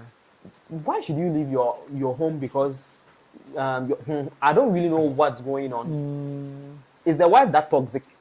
If she is, wouldn't she have taken the money instead of choosing to be submissive to the husband? Yeah. Because this one is a clear test of submissiveness. So Yeah. She said a big man told her to do the song. Can it be that right now Obinim sees himself that he's really a big man, like a very big man? But he's already a big man. He was already, but right now he has gotten to a level that and family home, I don't really care about you and to me, like I was saying that I don't really rate him. Don't you think it's because of that he's doing whatever all he's these doing? things? Well, I don't know, but it's really conceited, and even the wife herself is now trying to say, she herself, she doesn't understand what is going on, and what she was saying is that there's no indication that she's not submissive to her husband, but that she doesn't even know what is going on with him. So she said, she wouldn't say bad things against him, but rather his friends, his clique of pastors. You know, these pastors, they have cliques. Yeah. He was like, so for now, the wife. Yeah. She was saying that during the interview, she cannot come and sit here and say bad things about her husband. Yeah. But just that she doesn't know exactly what his problem is. But she can give several instances where she's been submissive to him. So it can never be the case that Afina or creating a console. You see the vibe? So me, I just think there's another woman involved. But I don't think there's another woman involved though. But anyway, there is something there that. Yeah. It's okay, since he's already bringing issues out, why not speak the main issue? The main issue. What's really chasing you out? Yeah. What's really chasing you out of your own home? I think the only thing that he probably mentioned was he doesn't like his wife's connection with Osebo, the Zara man. You know Osebo, the Zara man. And according to her, the only thing that she wanted to do with him was to shoot a music video for her. She did a music video in which the music video director was like, Osebo has a certain steez that when he adds to the music video that she's shooting, it will blossom, trend media. Yeah. So she went to his shop and they shot a promo video for the song, and they also made him shoot a music video for her. And according to Obinim, he is not comfortable with that relationship, Do you know why? unquote, Do you know why? with Osebo. You watched the video, right? Uh-huh. And even though with what she was wearing, you could still see that Florence Obinim is really holding. So what? So he's afraid that he's just jealous and afraid, and because maybe he really sees her to be really holding stuff, so he's thinking she has already started doing stuff with people. but I think right now what you are saying could be correct. That he's moving out to also, do something. Do some. Because at the end of the day, you said when she, according to her, when he said he had a problem with Osebon, he was like, because he was making reference to the fact that Osebo once said something against him. And he's still holding it against Osebo. And he's a pastor. So, and he has people following him. So the Florida is like, but you, as a man of God, you barely take things to heart. Is it Why should a man of God even take things to heart? So she was like, it was not a big deal, and she doesn't think the Osebo issue can escalate to this point. So they should pray for him. I think just like we had RNAQ, we are about heading into one of the big divorce cases. Yeah, divorce cases. Because it's like every Sunday he gives us updates about the marriage. Really? He started last 3 weeks, but I didn't want to bring it until this. I don't know. Maybe he has already sought out for lawyers, and they're advising him to do this kind of stuff so that it could bring some of the alimony down. Sympathy, support, and all those stuff. But you mentioned RNAQ, right? Yeah. He's also in the news, and that's my next topic, by the way. RNAQ is in the news as he's being sued for fraud. Hey, Richard Niamakwe and fraud. You were all saying that the man. Saying there's some iota of truth kakrebi. More fraud allegations, your fraud allegations leveled against Richard Niamakwe, but it's not in the way that you are thinking. You see, these days they say you can't fraud that. The first thing that comes to mind is Abutrika Haja for real, and some other people's fraud. But this fraud is a different kind of fraud, and it was addressed by a law content creator who gave us a sneak peek into it. It's a long video, but let's take a look at and listen to a minute or two of the video. Then we'll come back and discuss what fraud we're talking about here. Richard Niamakwe. Richard Niamakwe. Richard Niamakwe. 3 times. Anyway, guys, today is quite a lazy day for me. I'm just coming to give you an update in respect of the RNAQ case. For those of you who have been following me, and some of you who have been sending DMs asking me for updates about what exactly is going on. My address is to say, John the Baptist dress and I'm saying Judas. Oh boy, be Judas. Simon Peter, Simon Pedro. There is some indication to the effect that a writ has been filed, and I think properly so. Now, those of you who have been following my videos, you've seen that I have spoken about, for instance, the 10% shares that Joanna, the ex-wife of RNAQ, had 10% shares in Quick Microfinance or Quick Microcredit, which has now developed into the main business of RNAQ, as we all know. So this is not exactly about the divorce case or the divorce petition, which judgment is being appealed through her lawyers. I'm talking about the learned Godfrey Aboadame. They are actively pursuing this case, and I think I 100% support a good cause on that one. So this is not about the divorce case. This is about another case. So a fresh case in respect of Joanna versus RNAQ, Richard Niamakwe, and I think Bill's Microcredit or Bill's Microfinance, however it's called now. And whoever took those shares from Joanna, the 10% shares that Joanna originally had in the company, or that she is properly supposed to have in the company. Because I explained earlier that Joanna never transferred those shares, and shares are private property. So you cannot give away a person's shares.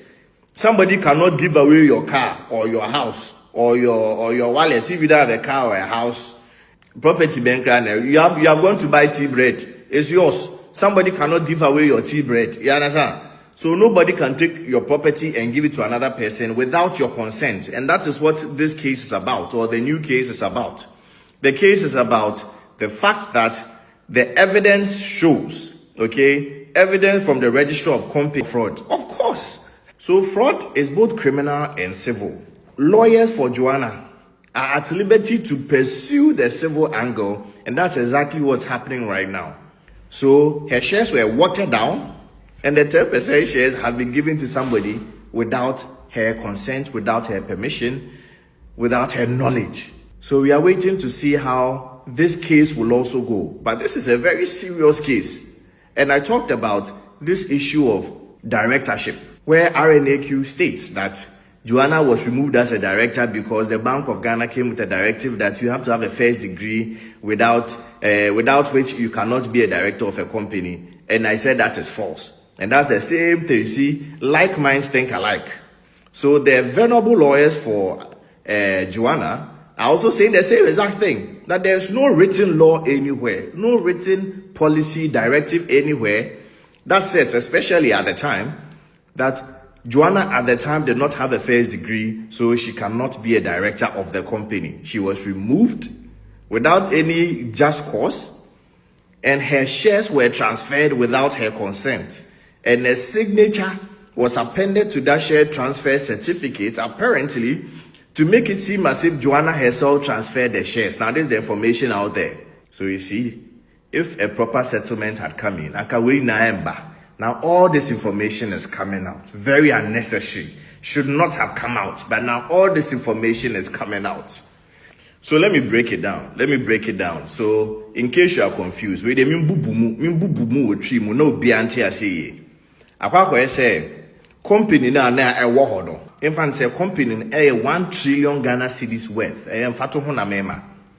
Na Joanna ya eka no ho asemi, Richard Niamakwe ni wife had 10% ownership of the company. So the company no uchemu yeah, in fact say oha ni ono ni percentage 10% and uchemu do a no nya ba ko.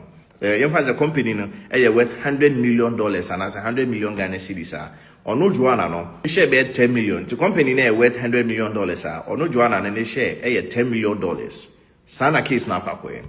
Na Joanna da sorry you say only director of company ni biem.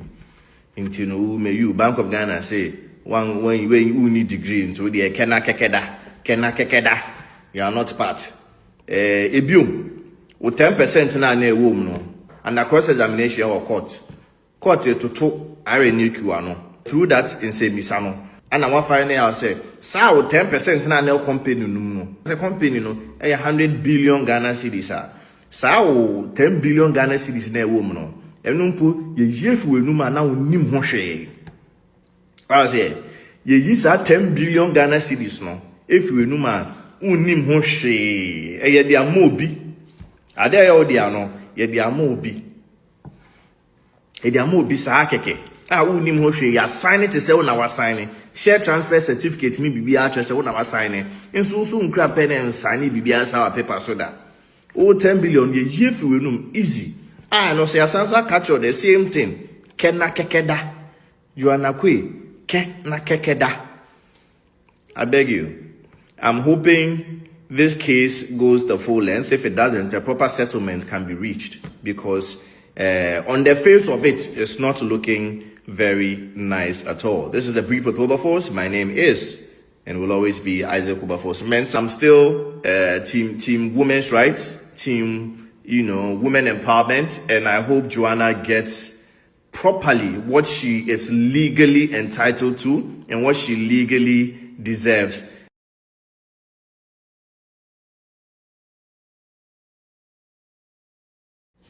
Richard Ni Amakwe.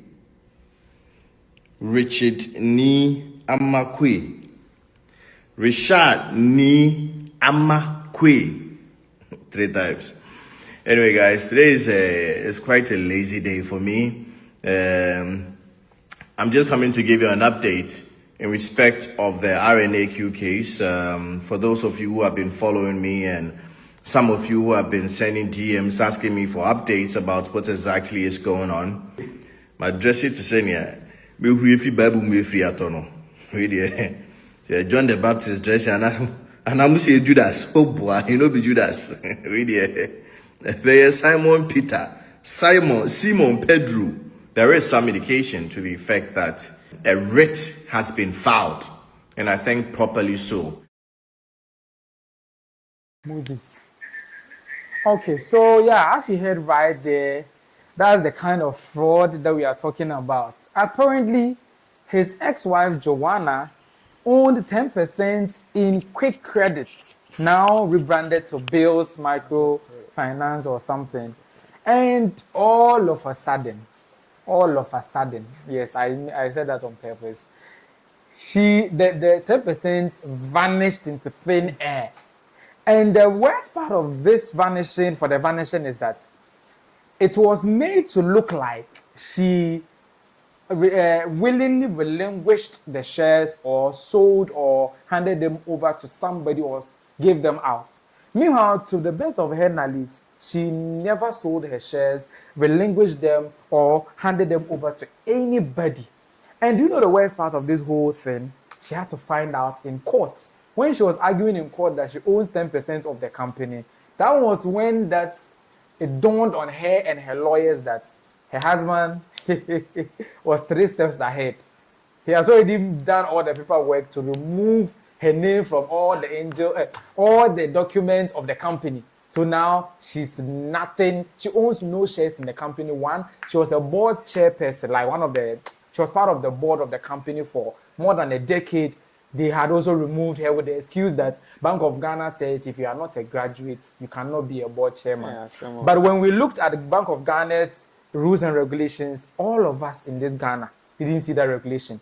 Maybe the governor of the Bank of Ghana went into Richard Nyamakwe's room and created a new law for him that he can use to remove his wife. So he removed her from the board of the company, transferred her shares without her knowledge, and now when they argued it in court that was never what she did and that's something being done to her, the court told Joanna that this is a marital case. We cannot talk about shares, its transfer, board, and its whatsoever. So if you know that the shares were unjustly taken, take up a criminal case against your husband. And lo and behold, the wife just did exactly that. So she filed a criminal suit of theft. Because more or less, if the 10%, if let's say Quick Credit is worth $1 billion, calculate 10% of $1 billion, and you would realize the amount of money that has been stolen, in quotes, from the ex-wife. So she has currently filed a criminal case against her husband and is being sued for fraud. You see that thing? So this fraud, the FBI for him. So this one, do you think the man is fraudulent or the wife is just trying to paint him black?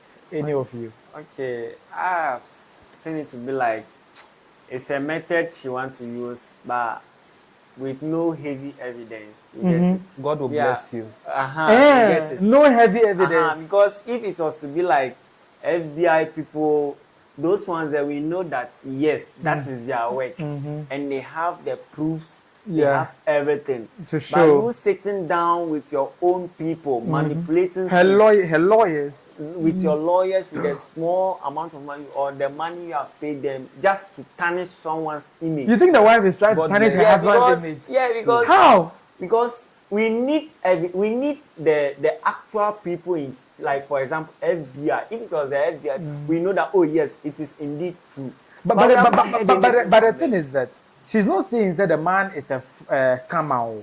She's only saying that the man has defrauded her. You know, fraud is just basically stealing, finding a smart way to swindle or outsmart somebody to take something that's of theirs. So she's just telling the court that my husband has found a smart way of what? For how many years? Stealing from me. For how many years? How many years had the stealing been done? Yeah. She never knew until court. So she never knew. Yes. So she wasn't taking dividends. One thing about dividend is it's paid on a yearly basis. Yeah. And if some of the dividends can delay, and you know that they first of all remove her from the board, so she wouldn't be able to know what is happening in the company in the first place, talk less of following dividends. So she was arguing in court, say, the board no can email free, and no 10%, and But do you know companies are supposed to publish their annual revenues and all that? Not all companies. Not all companies. Private companies are not supposed to do that. It's only public companies. And public companies that are listed, are companies that are listed on Ghana Stock Exchange, not government companies. Or you can have a company as a private individual and list it. So bills is not published. It's not a public company, so it is not obliged to publish anything. So it's currently a private. Have you ever seen Despite Group of Companies their accounts? No. You will never see because it's a private account. But every year MTN publishes its account because it's a public company.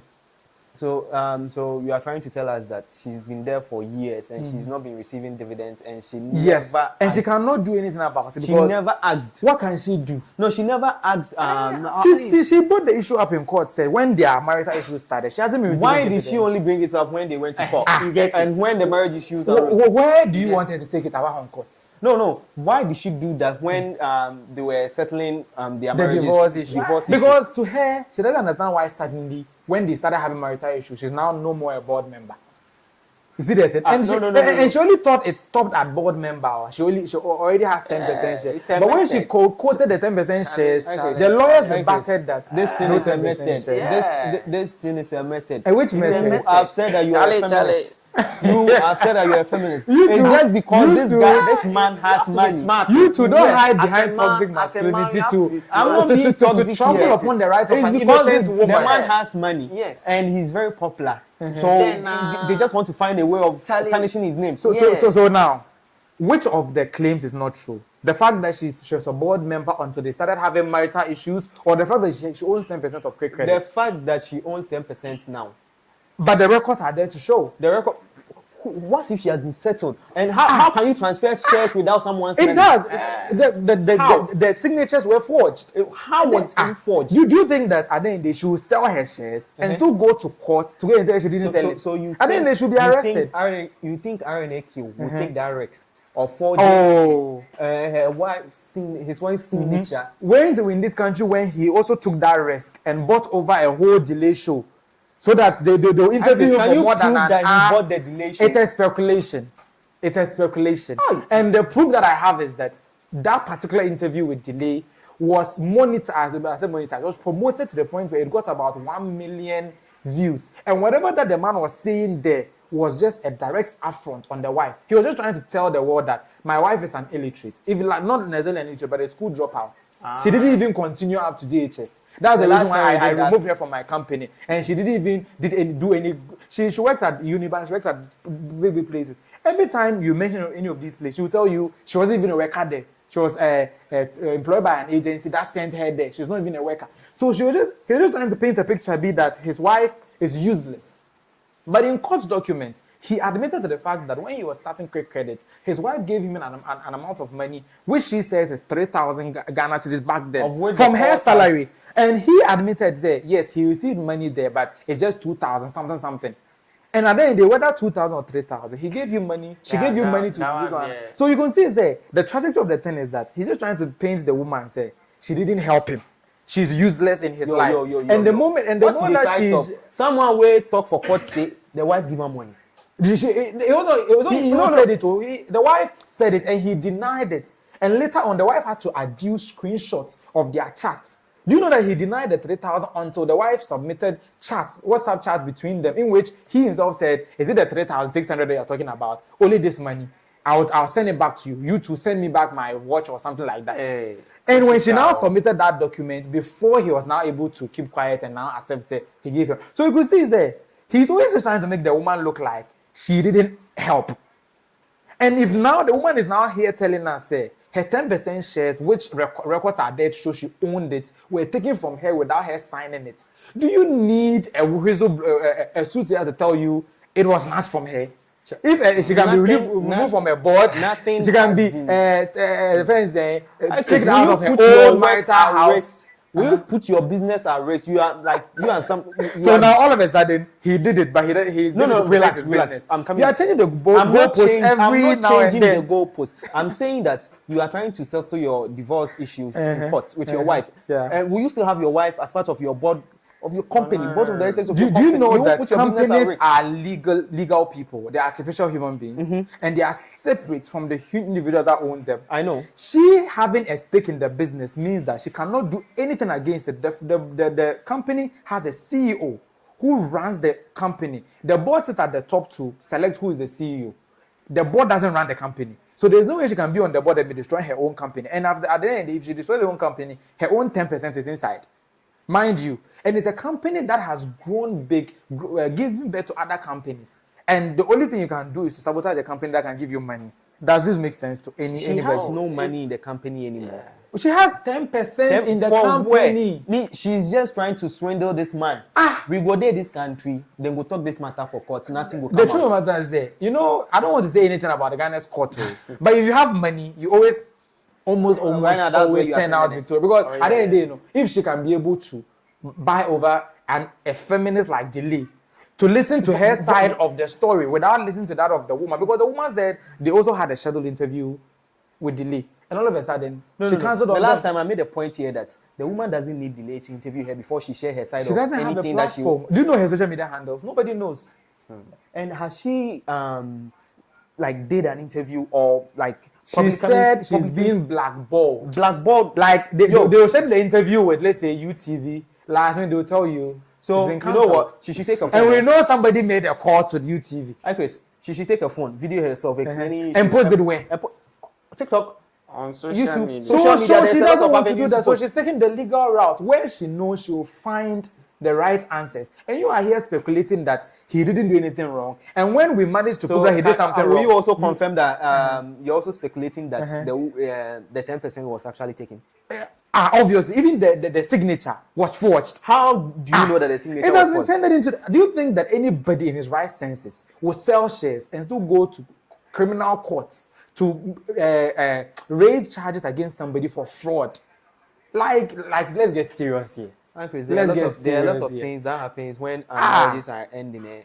To me, and at the end of the day, you said you wanted to give her a particular this one, and she demanded for more. If you had given her a suitable settlement, a settlement that she would like is worth it, the settlement he she would was have giving, gone. the settlement he was giving her was suitable Oh, enough. Master, it was just flank. How can you meet somebody? As people are saying, Haja for within 1 week you buy her a house, and when she's been with you for more than 10 years, you give her a quarter of the house. How? And why should that even be a subject matter of the It's a subject matter because she risked her life during childbirth, during over 10 years of her life with a man who is now successful and wants to just dump her by the roadside. She risked what life? During what birth? Do you know the circumstance under which she was kicked out of the marital house? No. She was deceived that she should go, the kids should go to the in-law and she should go and visit her mother. And when she went and visited her mother, they used jute bag, if you're a swami or Ghana must go to pack her things and come and throw them at her, at her, this one's house. This is how a man who supposedly is innocent and we are supposed to protect him treats his wife. But my problem is it a case they can't solve or what? The case now is that there's another woman involved. Yeah, someone. And now woman, No. now woman. There is no woman involved. The woman only came inside when the marriage ended. Hey, the woman wasn't there when the man was. This man, were you in court with him or what? Because that's the same thing that he said in court. Because I believe That's the same thing that he said in court, that Haja for you was never a case until their marital issue. But the truth of the matter is that, for all you know, she's the bedrock of the whole thing. Bedrock. Oh, Master, will he come and admit that he's the one who influenced me to divorce my wife? Will he? This marital issue, I believe that at least, you see, there are some issues that probably they can solve. You get it? And probably can, since they are no longer there, it shouldn't be. Nowadays, you see, I can see that nowadays those things happen when you marry, everything will be going on well. But once the man has gotten to certain stage of self-actualization, then you start hearing He now wants more. I don't know whether the fault is coming from the females or what, because The thing is, men are mostly blinded when they don't have, so they just settle for anything. But when something comes, Then their taste rise. like not their thing rise, like Their I don't taste, know, taste. it just wipes your eye clean, and you start going for better market. So better market than Hajia. But I believe that. What's your issue with Hajia? Look, is it because Hajia is my home girl? She really? comes from my place. So I on a regular day, I love what she's doing. She should chop his money because she's bringing it to my side. So me, when I'm talking, don't take it personal. If it was a man from my side and that one day I would have. But Hajia is taking it to the northern region, and yeah, she's taking it there. She's taking it. But, So but continue. at least I believe that since you all started together, you have to show an appreciation. of which he has shown. What, But the court ordered him the court ordered him to settle the woman off, and he agreed to it. Yeah. Right? Less than a At million. least Less than A million for a company worth billions that she helped build. Is that fair? No. How much do you Is want? that fair? She asked for, I think, 10 million or so. 10 million Ghana cedis. At least Right. Plus the house that they lived in. Like, I think their marital home and I think some 2 cars. They rather gave her quarter of the house, some 2x4 settlement to be. Relax. I won't hear something. At least, how much make you give her? Then you won't can talk something. Yeah, how much he should settle her. You see, me, if let's say I was in his shoe, maybe probably you have to put her on, at least put her in a rank Simple. but no one has to. This is simple like that. Simple. And besides, she's the mother of your kids. So. Yes. Twins how much was and another. how much was he ordered to pay? Childbirth is never easy. I think 700,000 or so. 700,000. 700,000 plus some rickety cars. This woman came less than 1 week. She's driving your Range Rovers, your RAV4, your Cadillacs, and she's been with you for more than 10 years, giving birth to 3 kids for you. You are giving her Corolla X or those kind of Nkoso cars, and she said, "Oh, this settlement is not enough. I'm going for more." You are doing interviews and tarnishing her image. Carrying pregnancy for you. Do you know the worst part? On Mother's Day, do you know that he took her kids and went on Mother's Day outing with Hajia? With different women. Yes. And they took pictures and posted it on social media. It's very bad. It's very bad. Master, you two someone with divorce plus woman make it. Me, my kids cannot celebrate Mother's Day with me. Yeah. They can celebrate it with No. They can celebrate it with a criminal, a convicted criminal. Yeah. And because I gave birth to them, it should be me. So was it a decision that was imposed upon the kids?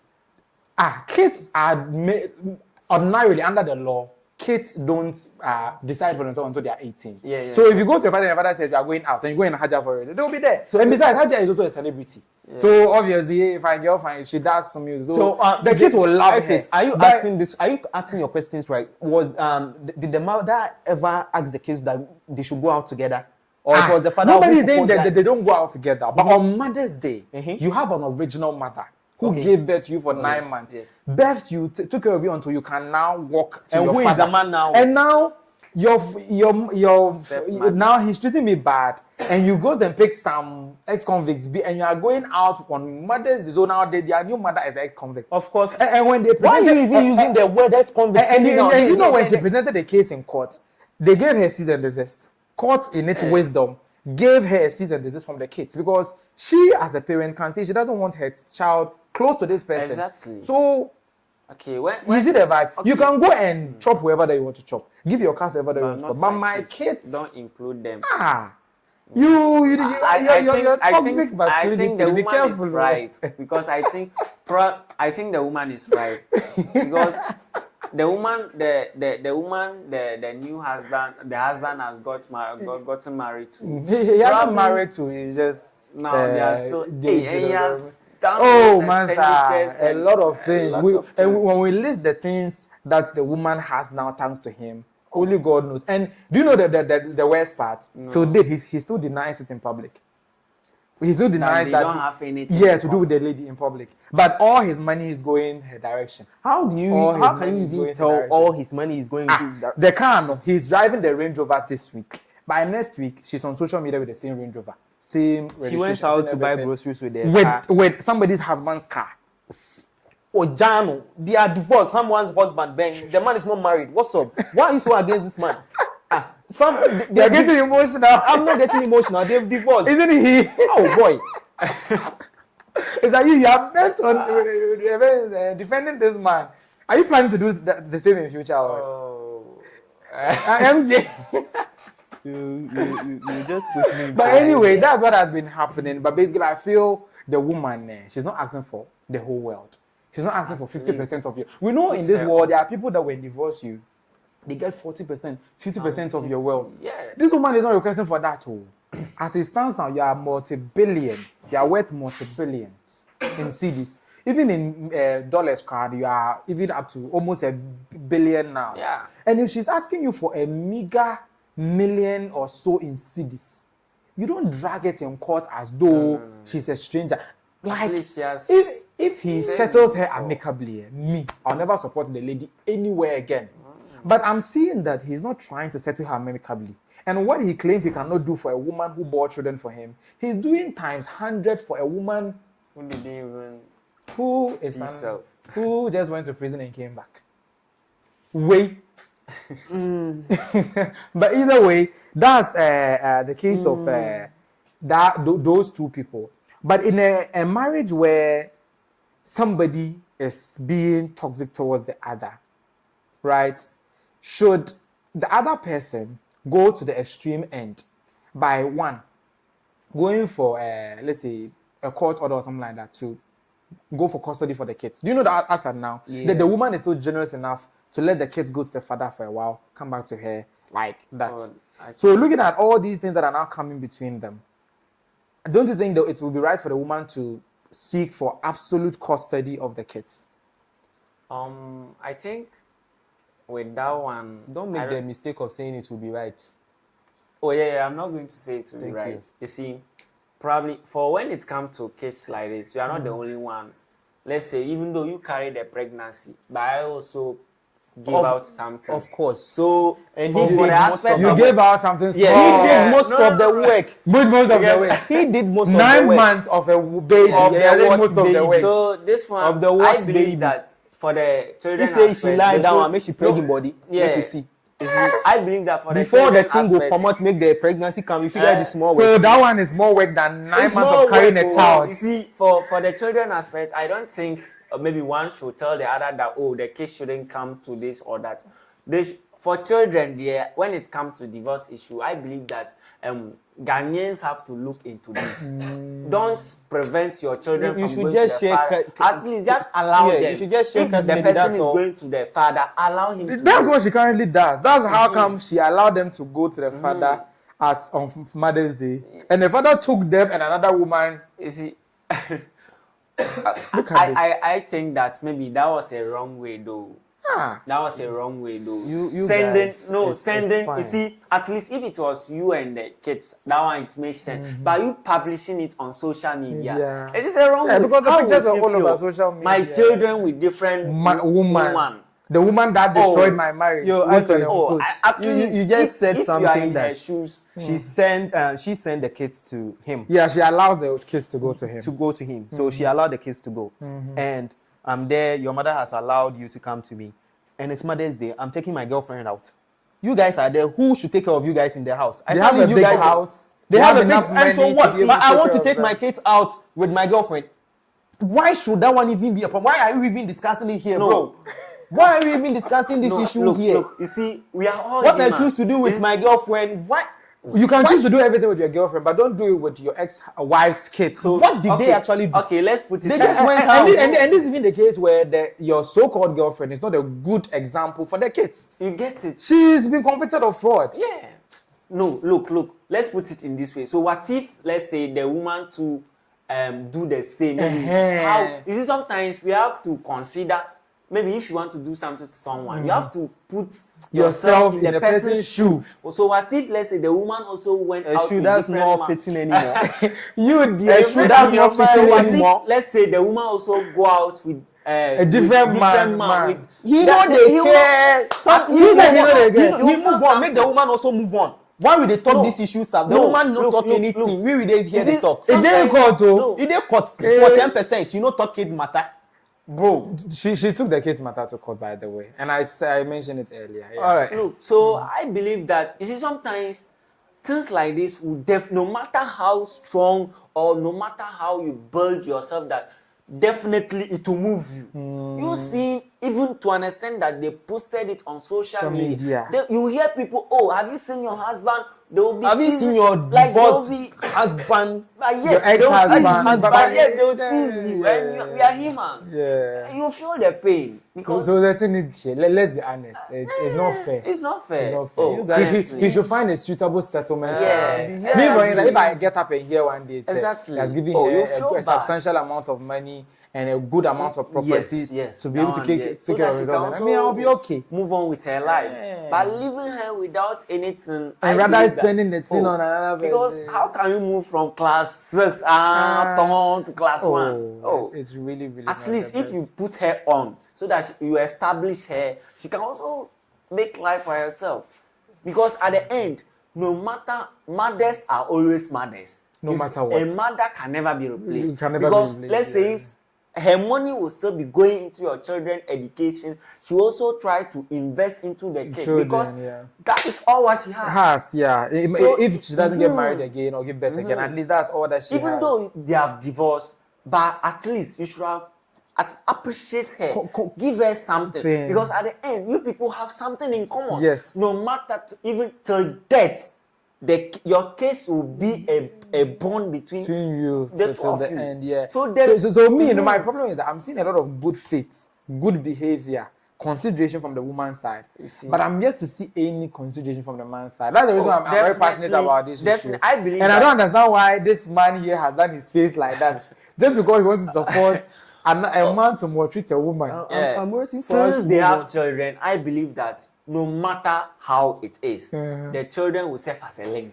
Yeah. Because one day, when these children grow up, because definitely the children will be a barrier between the woman and the father. Yeah. You get it? And you have given birth the same.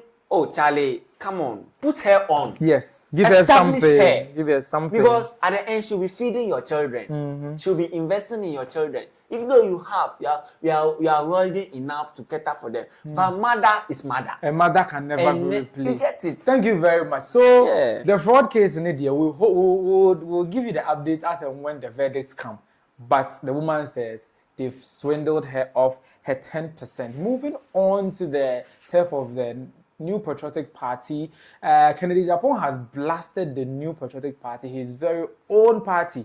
And I'm like, this man, is it that he doesn't understand politics or what? Your own party and you're blasting them. Apparently, they were in a beef with the incumbent government, that's the New Democratic Congress, regarding the Aferi Hospital. According to them, the government has been in office for 18 months and they've not done anything to operationalize the Aferi Hospital, or to get it working or complete it and all those stuff. And Kennedy Agyapong, when he went there and they were talking about, he was like, the NPP people should shut up. They should go and sit down, as that this one was saying, and he was blasting them left, right, center. Because according to him, the Aferi Hospital wasn't in existence for 18 months. It was in existence for 8 years when the NPP were in power. And besides, the NDC started it and couldn't finish. Why didn't the NPP use the 8 years that they were in power to complete and operationalize it? But now all of a sudden, 18 months of a new NDC government, they are all of a sudden waking up from their slumber to point fingers at NDC for not operationalizing the hospital when he said this. You know, I was the chairman for Defense and Interior. This hospital, NDC, it was started by President Kufuor, the locations and all those things. NDC came to start it whenever. When we came, I'm an MPP, but I have to tell you the truth. We're talking about Ghana and nobody. We didn't do anything. Read my lips. I'm telling you the gospel truth. I was the chairman for Defense and Interior. When we decided to go and inspect Aferi, they stopped us. We didn't go. So I heard somebody talking 15 months. Has Aferi Hospital been there for 15 months? We were there for 8 years. You didn't do it. Don't blink your eye. You see, we are not doing politics. I'm speaking the truth. This is Ghana. Stop that. We will criticize NDC, we will criticize MPP. That's the only way to go. I was chairman. NBC started this. Why didn't you complete it? You were there for 8 years, you didn't complete it. When somebody comes for 15 months, then you have a problem. Please, give me a break. Ghana, we should love our nation and stop playing politics with everything and do the right thing for the country. And that is what I'm doing. You see, when I mentioned MPP, he was blinking his eye. Why do you want me to criticize NDC and leave MPP? When I know that both parties. He said when he started talking, his managers were blinking. His manager was blinking his eye. He said, "Can you upon on table?" That's the when he is talking and they are blinking. That's the type of politics we play. He in this doesn't country. want to hear. Hey, Ken. Now you are blasting your own party in favor of the NDC. But what do you guys make of this argument that he's putting forward? That's the type of politics we play in this country. When things are going wrong, they and they are in opposition. They want to paint it so black that when they came into power, they did everything they were supposed to do. They make it look like so, but that's not the issue. And it's very bad of all of us as a country to be doing that. So if actually the person in the background was blinking the eye, obviously he was. Like, it's very bad. So and you console bone any chair. So if this is happening, this is a party we shouldn't vote for again. I'm not a party person, but like no. If they are able to do this, you blink the eye to someone to tell him that he shouldn't say the truth. So that means he should always paint the black pictures like colored for us to see that everything is right. So what did they do when they were in power? You see, nothing. And now all of a sudden they are. So you are trying to tell him to shut up about the negativities, so that you guys will lie into power again, and you will do whatever you want to do again. I don't want to assume anything. So the Ghanaians should struggle. You see, like it's dirty politics, but after all, we will still have people who vote politics for. is the dirty game, isn't it? But you see, there is a wise man once said that no matter how you keep a pregnancy, time will expose you. Time will expose you get it. And so if you keep on doing something in the secret, you see that at this point you can see that when Alan too left, he also went with his own story. They are actually doing stuff. You see, everything happened for a And reason. I'm even surprised they didn't vote for Ken in the first place, because they know what they want to come and do again. Exactly. Because I believe that it is a system. Sometimes if the system doesn't favor you, that is it. Because I believe that even though it is a political party, but they know they have a team within themselves. They know that this person, if he get this position, we can manipulate him. And they'll give it to that person. How can you come out and tell us that you were just a mate and the driver was driving the vehicle wrong and you were still in the car, you were not afraid for your life? You get it. So right now they should give you the steer. You were in the car with the driver for 8 years. You were not afraid that you would die. A driver that's driving the car carelessly, you are not afraid. So it is more or less like. And they still voted for him to come and lead. It is more or less like they want people they can manipulate. And of course, they are going to manipulate him. And like the way that we were trying to manipulate Ken with and do you know he's the baby? Like Baumia is the baby in You get APP. it. Actually, he's the baby in APP. Like they will just. If Baumia is a female, they'll just be breastfeeding from him like something if he comes into power. And So he's that They'll was milk him dry. They'll milk. You get it. Not milk Baumia, but they'll milk the country through Baumia. You get it. They'll just use him as they'll project him whilst behind the scene. Why do you think they didn't vote for Ken? Because even when they were in power, Ken said was right. Just like he just did. Yeah. So if they know they vote for Ken and Ken comes into power, some things that they do, they won't be able to do it. So let's vote for someone we can milk the country. Manipulate him. Yeah. Get it. So the truth there, no matter how you keep it, it will come but out. looking at this political landscape, characters like Ken, will they survive in it? They will not survive. Because political parties, they seek solidarity, whether they are right or wrong. They want it, like, anyhow you find support for them, find it. That's the reason why they were telling him to not comment on this Africa, because all of a sudden the opposition NPP is acting as though the hospital that they are complaining about has been in existence for only this new government era. No, it has been there for the past with you. All of a sudden, they're not like the NDC doesn't care about you. They don't want to operationalize your hospital so that they are now making a campaign like people are dying. So for 8 years, people weren't dying. They weren't but dying. for 15 months, people are dying. So politically, he's not playing his cards right, is he? You see, I mean, we all know that he's having his own party now. No, he he has his own he has party. already. I don't think so. I don't think so. He hasn't publicly declared it. Oh, but I saw. Is it the base? Yeah, the base is led by Agyapong. No. I remember Ken.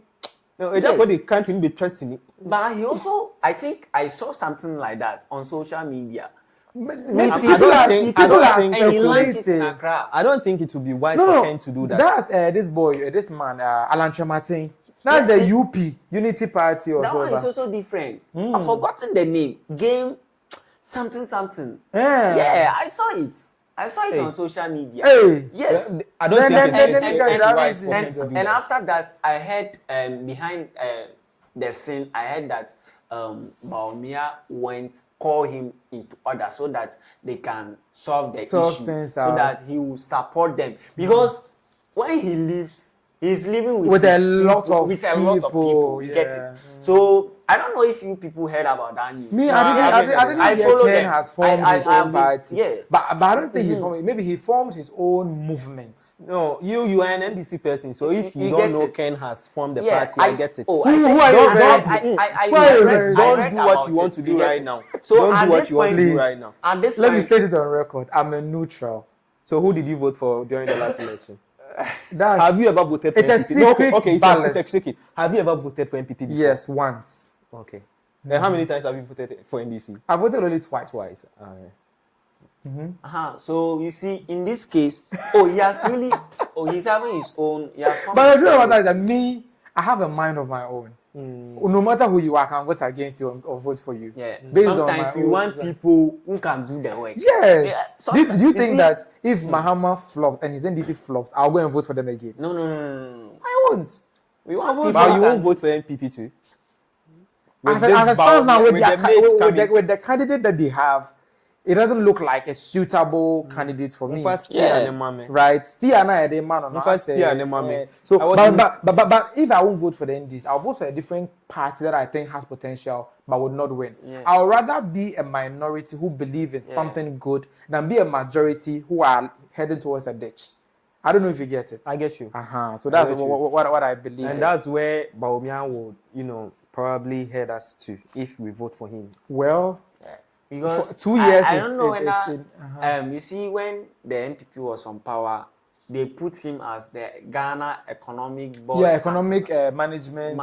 He was the head of the economic management. I have noticed that, you see, upon all that, someone who had PhD in economics. You see, one thing I've noticed about him is that theoretically he has the practically he can't do the work. This is the difference between theory knowledge and practical knowledge. You get it? So I believe that so he's theoretical. He should go and become a professor. You get it? But not someone can, because they gave you the steer. The economy was bad. He ended up becoming an ICT teacher.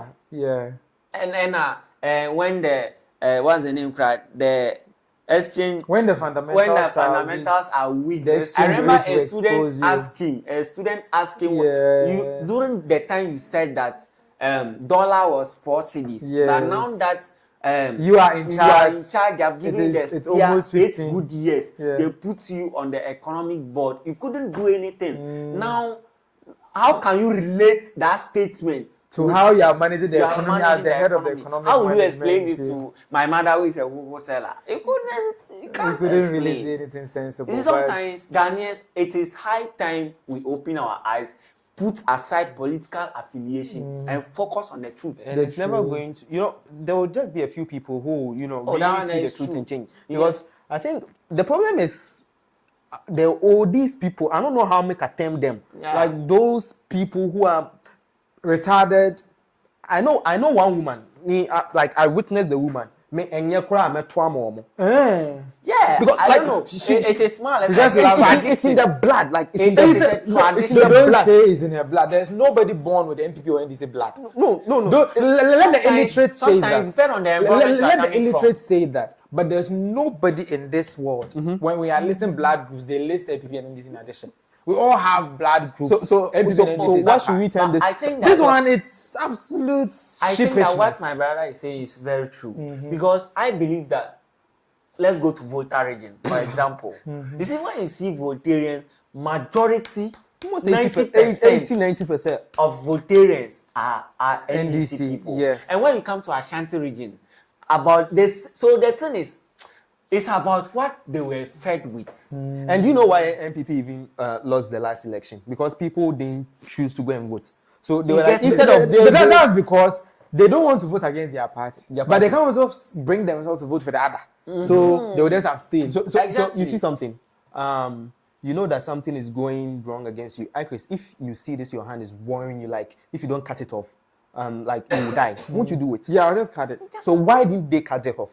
Like they allowed people to go and do something about the Exactly. economy for them. While To they- vote for yeah. the proper thing for So them. this is what we, the young ones, I think we have like to, brainwashing. I don't know. It's something with the I brain. think we have to abolish all this thing. Party thing and Not How really can you abolish party things. parties? Not really party things, but let's say if this person is doing very well, Charlie, let's put aside, and I belong to this party. Let's put but aside. will we? That's the thing. That it will never That is happen. the problem. It will That's never why happen. we, the young ones, we don't need to follow the same pattern. That's why people like me are You neutrals. get it? Because the thing? I can't see, you know, that this person, chinchina, is doing bad. Bad. When Change you our come- support. just because your mom said, just because your dad said, Ah. or just because your dad is. Somebody says, No. "Yeah, we'll meet too." No one Like, was is there any born- pool no, that you they get born it? people into when they born them into their MP, when they born into their NDC? Something. So it's high time we, the young ones, we Yeah, reshuffle we rethink our brain, our this and one then and so that everything our as well. next world, politics will be different Different, yeah. And I think as a graduate, if you still think in the lines of our mothers, there will be too, Yeah, there will at be least. mojem. That's the reason when he said there will be mojem. Not because I don't hear what he's been saying, you know, but I don't want graduates to be doing that. learned people to still be making such daft You statements. get it? I think I will mojem. Yeah. We have biology, now your NDC and NPP moja. No. We Yeah, we need to people. At the hospital, when you pull beer, and this need the one that you pull People can change the country. You get it? So the thing is, that's how the country has been divided, MPP, NDC. Oh. But I hope that we get to a point where people will be emancipated from the mental slavery of it's this very kind true. of political ideology, like I am learning to right now. Yeah. You see that thing? You know I'm what? really, really learning to do that. It's never going to end. Oh, So that it's one better is we very stop true. talking about it. It's very true. So it's Like never we just happen. we just very we just true. preach what's Only right few. and you forget Only about few it. Only do few. that, Only few will change. Yeah, but that one, there are some people, no matter. Do you know the reason why I don't want to identify with a particular party, like any party? Not because I don't have a favorite party. Honestly, I'm an NDC apologist, like John Dramani Mahama's apologist. He's somebody that I like. His party is a party that I'm inclined towards to. But I don't want to be identified as this. Because what you will find me saying later about them, you will think I'm inconsistent. Because Okojimia, make imagine. Yeah. Or is it ever? Let's say the way that they were saying the economy is bad, or buying and they are 20. Now me, I got not platform to say me defending. No, you won't do that. But if I see that at least I swat here, okay, maybe there's something there, right? But if you label me this, I'm only an apologist. At any point in time, I would only be an apologist of this or that. If you want, let them mess up this country by end of this year, I'll become an apologist of a different party. Exactly. I'll just become. Why are you doing like that? I'll see, just become an you apologist see- of a different party. Simple. I always say that the main reason why we choose leaders is change or solutions.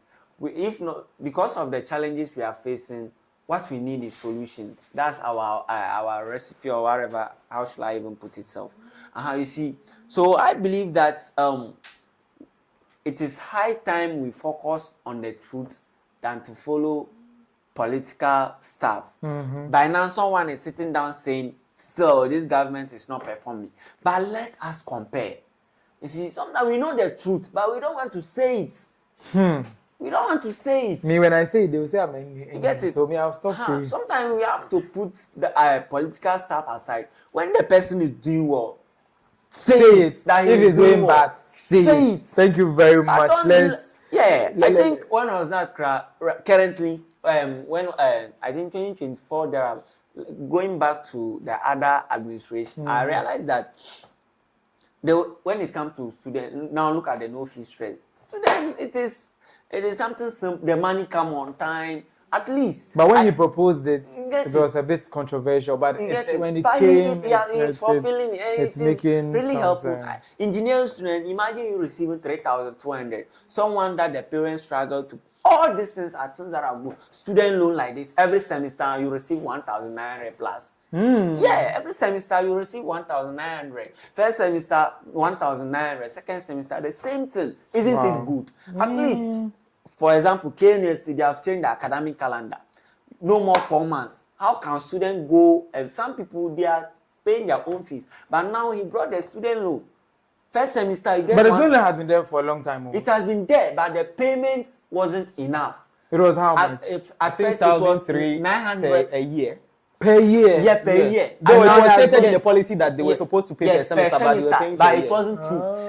And they were forging Hey, names. how come I didn't know this? Forging names. When Mahama came, they have to change the system. They were forging names. Yes, I don't know whether you heard about that. They were. I only know of National Service forging. Aside that, other ones too were there because they were. Are you sure of what you're saying? I'm very sure. You get it. The money wasn't also coming on time. Because it was being channeled elsewhere. Yes, and the highest amount you could receive it 1,200 per year. Which was very bad. But when it comes to documentary, they won't state it that way. They'll tell you they'll come to the media and be say they telling pay us per different semester. stories. And be telling us different stories. So which means this country, dear, it's good that we've rescued it. But now, every semester, I think they have started disbursing the first batch. They have started disbursing the first batch of the student loan. Hey, but then, where is this government getting all the money? Me, I'm scared though. The country, we are rich. Rich with what? Like, there's money in this country. Because There it's like, is I money. say, Sikana, and almost say, there was a time that the previous government made us believe, say, Sikeni. There is money in Like, this there was country. no money. Like, they made us believe, If say, they want to- I said, we are here. There is money in this country. I get you. If government wants to pay all university students 3,000 every semester, they can do it. Hey, Charlie. Oh, they can do it too. They can do Because it. the money is too much, oh. They can do 1,000 now is too much per semester because there are a lot of students on the yes, on the policy actually. And also, he's 30,000 paying no people. fee stress. And Yeah, also, yeah, at the same time, he's paying no all fee first stress. years. All first years in public. Mahama has to explain, no. You get it? There is money in the country. There is Are money. you guys not sure he's borrowing and he's not telling It us? is not about. And it's not affecting the The economy too. I think now we don't have anything doing with IMF. Yeah, we've stopped the program. So there is money in this country. There is money. Today you call Bibotomong. You get it? We just why need, do you think they will be blinking their eye? you get it? We just need people who can expose them. People who can stand on the. See, Because one thing that I was cutting the government some slack was that they said gold board was the game changer. And it was the game changer in stabilizing the city. But now it seems the government has money. yeah, there's- Like Oscar. That wasn't the case back in the day. Oh. Because do you know that the English canteen levy buy? The English canteen did some all those times we were having money. because All those times we have this thing money. you can't idea but anyway Charlie. ya boy any actually Kennedy Japan say on tie ni bo no krena no beka. And So what let's say if this government messes up, I won't repeat a vote again. Maybe I'll be tilted towards Ken's line. Like that's if he counts with his party as you are speculating. Yeah, because he obviously, will as I'm saying, definitely I'll sound. state everywhere and anywhere say Oya nkwasa sema meka. I'm saying it in tree because I don't want to be shadow banned. Oya nkwasa sema meka. Oya papa nso a meka mo bia ka That is say that is how a it particular should way but I would never identify. I would never because omo we machine. Omo we machine say we friend saying. Oh, we just Ayo. pray that this government will continue. Let's hope so. Yeah. They still have 2 months. It's not the one thing that I'm waiting for them. The 24-hour economy. If they don't implement it well, they are dead. If they don't implement, because that was one of the things that I watched. I think to one of to their, vote for them. their major Yes. promises. Yeah. So if they don't implement it well and it becomes only 24-hour markets, no almost in a pay. Now Oman 3-3-1. And I'm kind of saying 3 people, 3 shifts, 1 job. Yeah. That's 3-3-1. Yeah, 3-3-1. If they don't do that thing and 4 years come, you all will hear from me. You now I'm more accusing me. Oh, I think they will was it last month or last 2 months? I think they held a conference on that concerning the 331. Yeah, the 24. You see, One thing about the 24-hour economy is that I've not seen them implement it. But I'm saying that it's one of the key indicators of my stand in the next election. Yeah. So let's leave it as it is and move on. Okay. So that because it's prolonging all those stuff. True. The next topic is X-rated. So if you are a kid, go and sleep. Or if you're a kid watching up to now, if you're a go kid, do like this and sleep. Do like this. Or boy, do like this. Like you are not watching, but you are watching. Producer. Yeah. So and in the early part, I think in the middle of the week, a video hit online, an X-rated video of a teacher and a student in a science lab. And what they were doing there, they were not doing titration, they were not doing litmus tests, they were not doing infiltration and all the other things that the biologists, the chemists, and the physicists people do. They were doing proper piping. They were using PVC too. But the kind of piping that they were doing, only God knows what they were piping there. And if I show you some of the, I cannot show anything, basically, you all know. It's a parental community guidelines. But you look at a few images that we've been able to create, quite censored, and the kind of things that were going on in the video, you ask yourself, has the moral compass fallen that low? Like moral compass, no. And that low, like, oh, yeah, like, oh, bedroom, like, you are sinning in public. Some sins are there, you need to hide. Like, if he was doing it in a room crying and they went and caught him, I would have argued for price to say about it. But first of all, when that video hit online, when people were talking about it, what did you make of it? Me, I watch. You watched it, yeah. I watched like 7 times. No, like let me state facts. You are enjoying the whole thing. I'm not enjoying the whole thing, but whenever I watch it, like I become more shocked. Mm-hmm. I become more shocked at the stuff. Should I say small girl? Mm-hmm. Hey, she's a small girl. Charlie, this girl, she dey fall so. Hey, because I swear, this girl, she fit carry the whole country for her head. One of the things that she was receiving, the steak. They watch the thing. I don't know what they go on. Mm-hmm. Make her see something drop. I was like, what is? Now wood or na timber or the what? Like something dropped. So they are like I hear the thing. I was hearing it and I wasn't bothered. I wasn't bothered to go and search but the way people were hyping the thing, I was like, okay, let me also go and see the stick. See for yourself. Let me go and see because the this stick is the stick. Yeah. So I don't want that. I figure snakes are for. Hey! Like I figure snake. Like me or somebody's daughter who came to learn. I'll post the video as Wasi period. Yes, was look at the position. Look at the position that she was stretching. I sure say she come out Animal Kingdom. So that thing she do, you know, be small. If you want the video, she know they shout something. Like she's collecting it, like very soft. This is and composure. Then they talk soft life. This will be one example. Like soft life because it was soft for her. She's a pro. So imagine my producer here, my producer in the background. Yeah. I don't want to mention it. You know his name, wearing glasses. Yes. Goes and marry this lady. How can he satisfy him? He go call me, but me too, I don't get. You don't get what? You don't get steak. You don't get strong steak or big steak or long one. Charlie, I forgot the tamale. Whatever they are doing there, me too, I forgot there. The tamale, they share steaks for there. Oh, Charlie, you know here say yes, so pebema ko tamale. And they am Canadian region. And they am and our papa knows so actually he has shown that it's really the case. The man standing over there. If someone like you see the man, you know. Think he has anything special or anything at all. But lucky too, he the hold, but the stick no really the work. 1 minute, yeah. It lasted with delay. Who says 1 minute? It doesn't have to 1 minute. 10 seconds, pium. Yeah. So I think it's peculiar to those kind of. That's what we were told. I think one of my senior ladies said it. Yeah, they should stop using the lab though because He actually even did the thing on the on the floor. Oh my god! Very Like bad. so, they'll come and be doing lab, and they'll be like, "What is here?" And somebody will say it's a chemical, not knowing this one. He has even defiled the lab. The whole lab. Oh, come on. I was like, me for instance, some things are there. No, if you want to do it, at least do it In a night, decent. How can you sing decently? But hide and do it. hide and do it. You see Like, that? no, thing? why will you do I'm that sure in the it's lab? something that's Yeah. been going on for a very I'm long sure. time. And you can see that the lady was very comfortable. It Oh, yeah. seems that's not the first time they're Yeah. doing But it. I'm She actually even Yes. took her things off, not the Yes. the Yeah, so she cannot should I say argue guy or man. Yeah, she cannot argue at any point that she was forced because she clearly was into it. Yeah. She was even.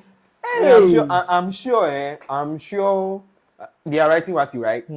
Teach Wabuano, like he has really helped Oh, master. Maybe And he doesn't have a room. Teacher bungalows are there. No, listen. Maybe like that particular paper they wrote maybe a day before or that very day. The teacher supplied her with Apple and everything came through. And not Apple as in before, Apple during. And she was Yeah. able to write everything. Yeah. So as a guest, let me go and thank him. I'm so overjoyed. I've written everything. I've passed. So did you see that? As the video starts now, like she was in a hurry. She has started taking everything off. Like, hey, where are you going? Maybe it's something that they've been doing, no. I'm sure. Because in as much as you that's are saying not the maybe first she's time. thankful Because for look what at the they might position. have done. Yeah. The penducular events, degrees. That's why at the top say, Mm. me these things, it be not Joe that they see. You go see some animals, then go do like this, then they go. I don't know, say woman. If you do that, and she was in that position for a long time, receiving without your back. Hey, Obi Bo, wow, Obi go Bo, school now. get What it. she and the whole. I'm sure if the dad sees the video, the dad will cry. Oh yeah. Because I'm not sure the dad is holding the that. face didn't come on. The face didn't I think come. only the man's face came. Yeah. Her face didn't come because of the position that her head was tilted towards. But the students know Hey. because the one who recorded also knows. So according to them, she left the campus. She ran away. They couldn't find her literally. I thought maybe she thought they would arrest her or something. But she is supposed to be the victim because the teacher was supposed to be her whacked guardian. him? Yes. Whacked him? Yes. She's under his care as a tutor, and it's assumed that she's a kid. And even if she makes advances, he is supposed to Correct. Yes, because imagine a teenager or a minor making advances towards you. You are supposed to use your head and know that she doesn't have sense. But so the child is under your tutelage, and you are a teacher. You have code of conduct. I don't know if you get it. I get you. I get you. So though. yeah, but so, we can't. I think the two of them should take the blame. We can't just apportion the blame to one person. we cannot apportion it to one person, but the majority of the blame should be given to the teacher. But at this point, I think GES released a letter. Yeah, they released a letter. letter. I think it's alleged sexual misconduct Yeah. involving a teacher and student of Bole SHS. And I read, management of the Ghana GES has become aware of a disturbing video of an alleged actual misconduct circulating on social media involving a teacher and a student of Bole Senior High School and in the Savannah region. Management has initiated investigations into the matter. Pending the outcome of the investigation, management directs the teacher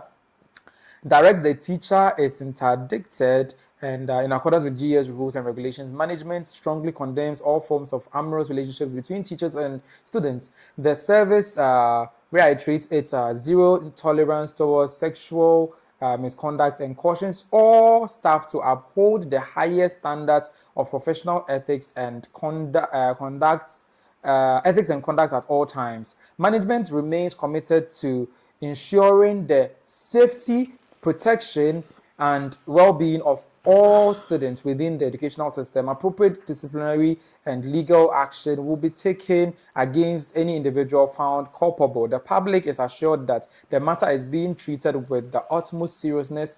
Further updates where necessary might be provided as investigations progress. GES, what are you investigating? Are you going to investigate the angle at which he stood to deliver the piping, or you are going to investigate the degrees in which the lady was receiving it? We've all seen the video. You know what? Investigation, baby. You know what? They should need any investigation? They should just award the lady her WASI certificate. She has passed. She has passed. Like she has passed. She has passed though. Yeah, they should just give her the certificate. What? Hey. One of my senior leaders was like, "There's activities a good papa." I asked him what or they deliver. But on a more serious note, if what I'm seeing, I think they will sanction the teacher. They've interdicted him. Yeah. They've arrested him, and they've taken him off duty. Yeah. And I think they will have to withdraw his certificate to ever practice again. The only problem is that in recent years, such issues have become rampant. Yeah. Because I think some happened at KNUST SHS, Yes, where yes. I think assistant headmaster was caught in a similar case. Somebody also videoed it like that. No, could it also be the case that usually the kids are being abused or essayed?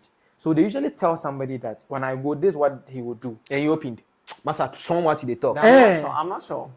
Show what they talk. Isn't it possible that it can be possible? maybe So if you knew that was what is going on, you just make the whoever is in the background video and maybe sing something, shout for the teacher to realize that there is someone who has caught him. But if the deed is not committed, he can always argue with himself. If the deed is about being committed, you can do what I'm So saying. let's say in the lady's case, for instance, if she made the guy, the other guy recorder, when he started, he should have. Not even started, like when he started taking his things off and maybe even taking the lady shouldn't have taken her things off in the first place. You should make him take your things off. So when that attempt is being made, then the person in the background will shout that, "Hey, teacher, what about teacher Kojo?" So you think that in this case, this one is an agreement. It's They all an agree. it's an agreement, Yes. and the other person accidentally just captured it. See, I'm sure it's been going on. So and the person has been seeing stuff. Yes. So maybe he's been seeing it, and one of the days he decided to time them and that one actually he do did. it. But teacher Nanyadi, me where you don't use such activities and stick to waste it on students. So right now that probably they'll sack him. He will no longer. He'll be sacked. Yeah. So if just because of 3 seconds, I think 1 minute of pleasure. I was about some saying, people did the calculation. I was about saying if I was him, I can't be him that thing. If I'm holding that thing, like I'll be walking like this because it will be weighing me. I don't think when it's flaccid it's like that. It will be. I don't think. If I was there, no, I can't be the teacher. No. Like my advice to him, he should publicly come out, share his handles, his contact or something. And I know some women, the women were on social media admiring him. No, if those companies in US see this guy and see what he's, they will throw money on him and use him to shoot some of those films. If you're already doing it here and so your video is already out, why can't you do it? So he should swallow his shame and go and continue abroad. Go and continue, bro. Go and continue. He can wear masks. I've heard, I don't know, I haven't seen, I've heard that there are some that you can wear masks and be doing. And be getting your money small. Instead of wasting it on SHS girls. Yeah, I also thought maybe he could have targeted older women, those people that really would enjoy such lengths. Yeah. So, my serious we go marry. I don't know. Do you know that woman should get married to? Charlie, we go marry. Somebody will go and marry her. So, and like behind your back, but it's not my fault. You've been taking timber. You've been taking timber. Once me is cane, mine is cane. You've been taking timber. Mine is cane. She should have married the timber. Why did she come for your children? I now get it why when people want to marry, they go for virgins because. But these days, are there any virgins in this Ghana? Are there? Are there any virgins in this Ghana? Because I don't think there are. Everyone is a virgin, until something, you hear something happens. Yeah. Well, this lady, if you ask her, like before the video came out, she probably says she's a virgin. She's a virgin until this thing comes out, and now we know she's nowhere close to a virgin. She's actually being pied by double of whatsoever that other people may have. And this is not an isolated She's highly case. skilled. She's highly skilled. Yeah. She's a pro. That's what that one is. She's a pro. Nobody can come and tell her the girl is innocent. She's not. She's a pro. So that one, I can. And that wasn't the only case within the week. Another teacher too. I think the classmate of the girl went to his house to go and bring out the girl from his room. As for him, he took her to the house. Yeah. And the classmate rather went to the teacher's house to go and bring out the girl. And I'm like, what audacity did they have to do this? Hey, that's to lock down and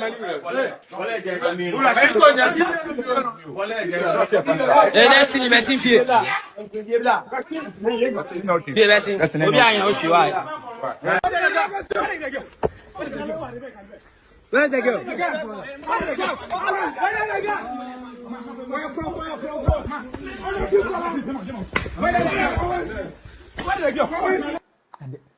And they were beating the teacher in addition. Like, if in any case, one did it in science lab and one has taken the lady to his room, isn't there progress? And was there even an act being done when they went there in the first? But what is the woman, the lady, the classmate doing in his room? Maybe you were sharing in his room. Maybe. Why are you assuming the best case scenario when you know the worst is what most probably is the case? I know the worst is most probably the case, but why should you even go there and destiny pay, bro? For what? And they were beating the teacher for as what? well. Me, I would say it's jealousy. Maybe it's their girl. And it's their girl, or maybe someone has been crashing on the girl or proposing to the girl, and the girl is not agreeing, and they found destiny in the teacher's room. So let's go and disgrace the teacher. You know, the teacher can actually bring a case against disciplinary actions against them. Charge them with assault. Yeah, it's actually true. Because I think when they went inside there, by then that destiny has already come out.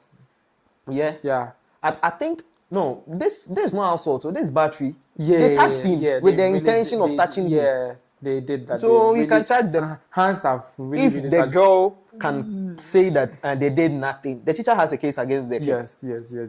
So the thing is, I think is that they were getting too overprotective, and the boys that went there probably have a relationship with Destiny. Probably, and that's probably because if there is a case there, why not inform the relevant authorities to go there? Maybe you follow them there. Yeah. So rather than they themselves going there. So two wrongs don't make it right. The teacher may be right for taking their classmates into the room to do something with her. They too are even worse by going there, take the laws into their own hands and doing what they did to her. Moving on to my next topic, and in the previous topic that we just finished right now, we spoke about somebody suggested that somebody should go and act some abroad. In this case, somebody is threatening to go and act some abroad. Lewin is threatening that if the Ghana Black Stars don't qualify through the group stages, he will stop acting movies and go and start acting X-rated movies when he said this. The Black Stars and Timan qualify free first group rank second group and me just in the Ghana.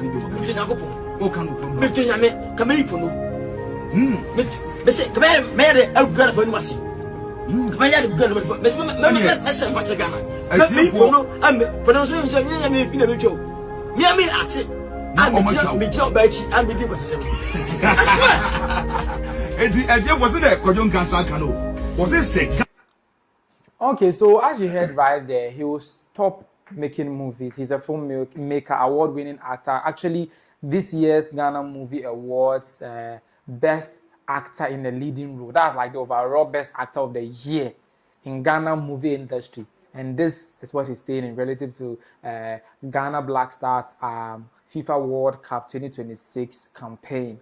But luckily for him, Ghana Black Stars went and did us proud. They scored their first match against Panama in a last-minute one-goal,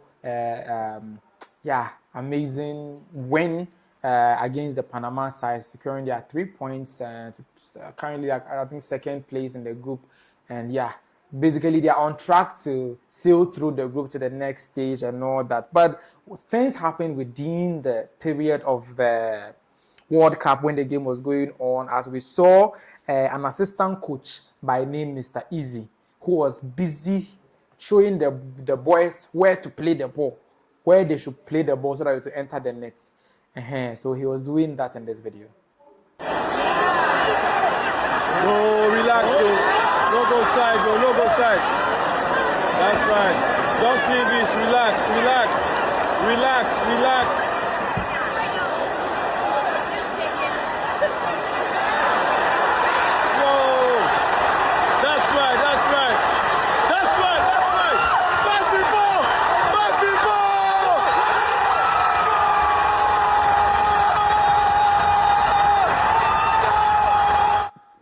So whilst his other Nigerians are hate watching Ghana's match, Mr. Easy was watching with all love. In fact, he was telling them to pass the ball. And within that time was when Ghana's goal came through. He posted on social media saying he and his father were the coach and assistant coach of the Ghana Black Stars. I think it was very heartwarming. And I think he's a very good ambassador of Ghana and its culture. Maybe we should have given our diplomatic passport to, what do you call him? I show speed. Maybe we should have given it to Mr. Easy because he loves Ghana beyond measure. I don't know. He can't be acting all this while to love the country this much. When his whole country is hates watching us and he alone is coaching us. In the match today, there was a powder incident that has been trending. A particular man was blues and powder, I think, in the 16th minute. But after our win, people are now claiming Ghanaians did juju to win the match. Just because of this particular video that a particular man be blues and powder be, yeah. So yeah, this incident, he just blew the powder into the air, and I think it was just 16 minutes into the match. But now that Ghana has secured a win, people are claiming it has a bearing on the win. If the powder is the one who was doing the magic, maybe they just scored within that same time that the powder. I don't even know why this is making news. This is not news. Yeah, because I've seen sports platforms, ESPN and other places posting that Ghana had to bring a fetish person to secure a win and all those stuff. And I'm thinking there's not the case. But basically, the white man will always try to find a way to bring the black man down. Yeah, skew the story in a way that as though we didn't do. We all know Caleb Irenchi really worked his ASS off to secure that goal. It wasn't only Mr. Easy who was really happy about this win. Parliament was also amazed and very happy about this win when they came on the floor of Parliament and this happened. And so tell England that we are coming. As we say in Ghana parlance, Wombae, we are coming. And so let us tell them, we yeah, Black Stars beba. We yeah, Black Stars beba. We yeah, Black Stars beba. We yeah, Black Stars beba. Yeah.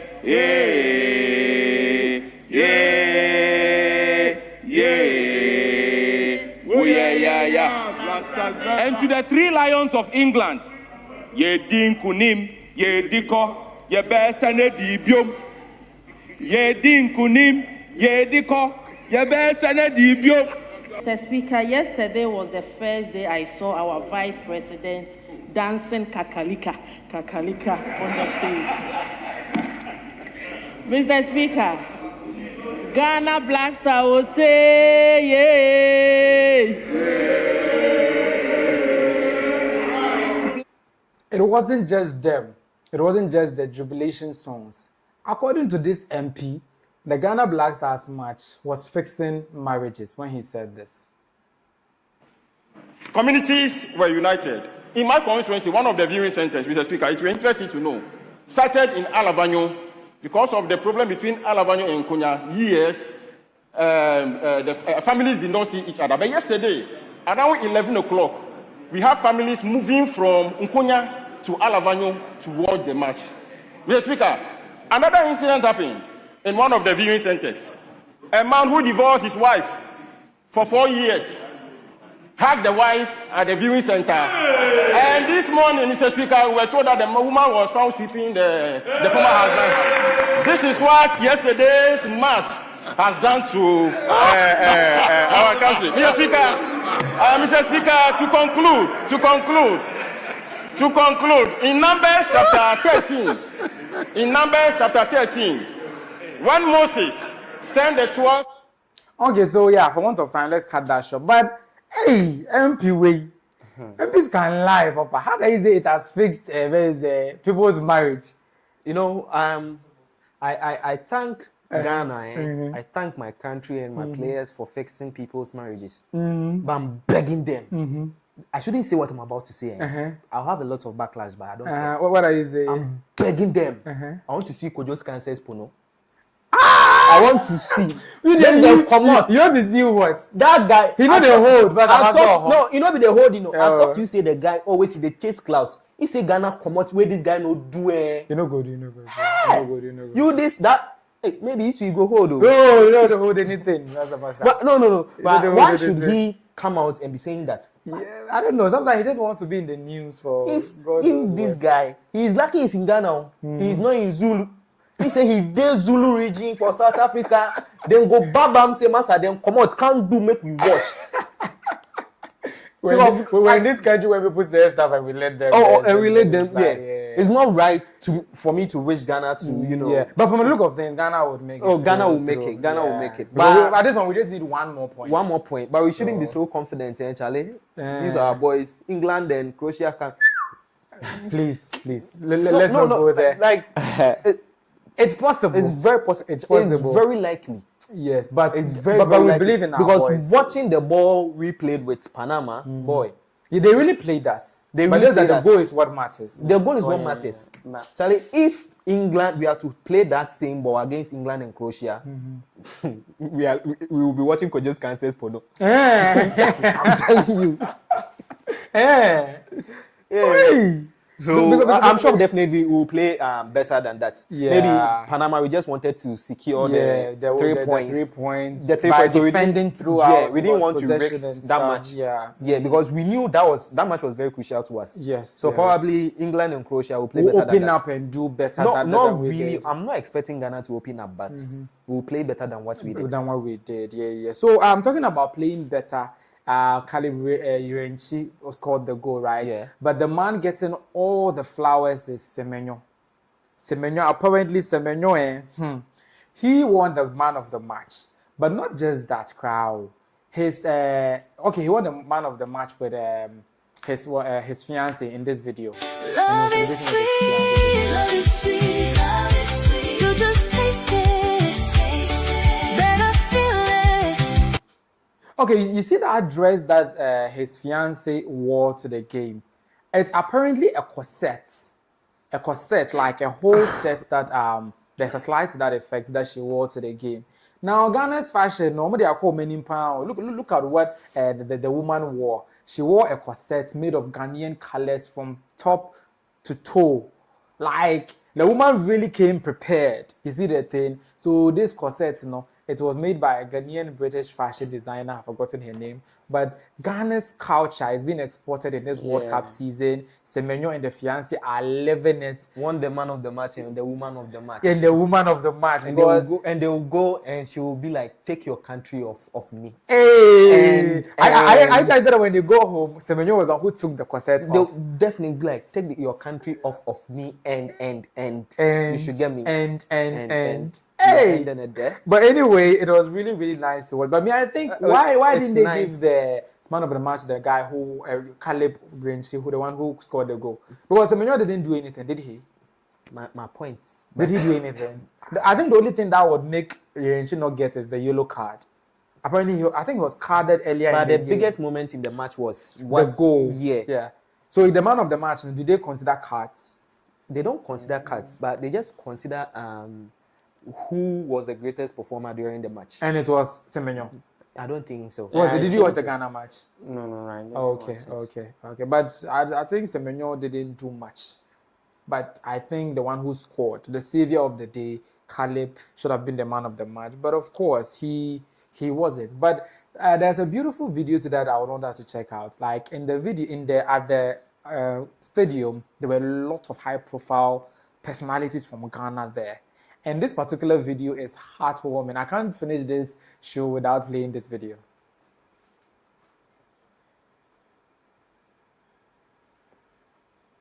This was the exact moment the Ghana Black Stars scored against Panama, and the second lead, the first lady, and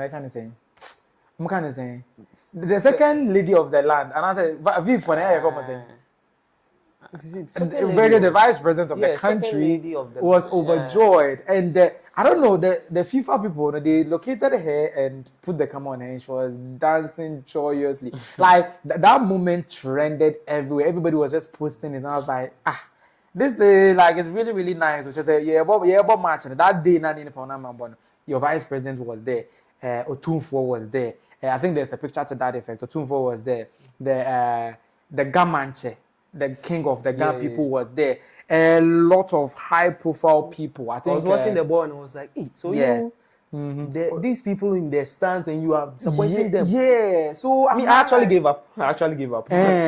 When you saw those people in the stands, because I'm like, all these people. Look at this. Otunfo, Asamoah, like a lot of dignitaries, as you can see right there, were seated waiting to see victory. So they didn't have any choice but to win. Because how can Otunfo be seated there and you want to lose? How can your vice president be there and you would want to disgrace her by losing your first match? So they win. It was a must for the Ghana team. And when they pulled through and actually came with the winner, the last minute winner, by the way, everybody was happy about it. So that's not all. The whole country went blasted into joy with Soloku, what they usually call street carnival in English, pelting over the streets of Accra and many parts of the country. And many people suddenly became patriotic.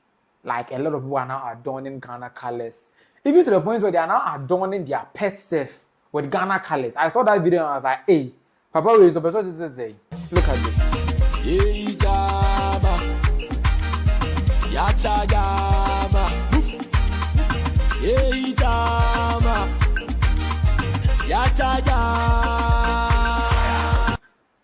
So it's not only him out of Ghana. Just Ghana, we are Ghana now. Just like country now, we have the country, no, but we always just blast the country for no reason, don't you think?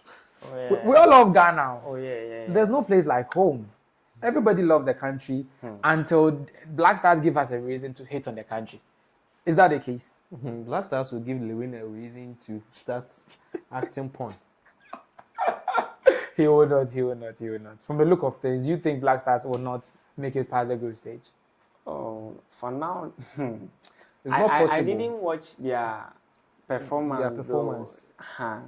You know, so the reason why I'm saying it's very likely is because of the performance. But actually, 1 point is very easy to get. Yes. Draw when you're 1 point.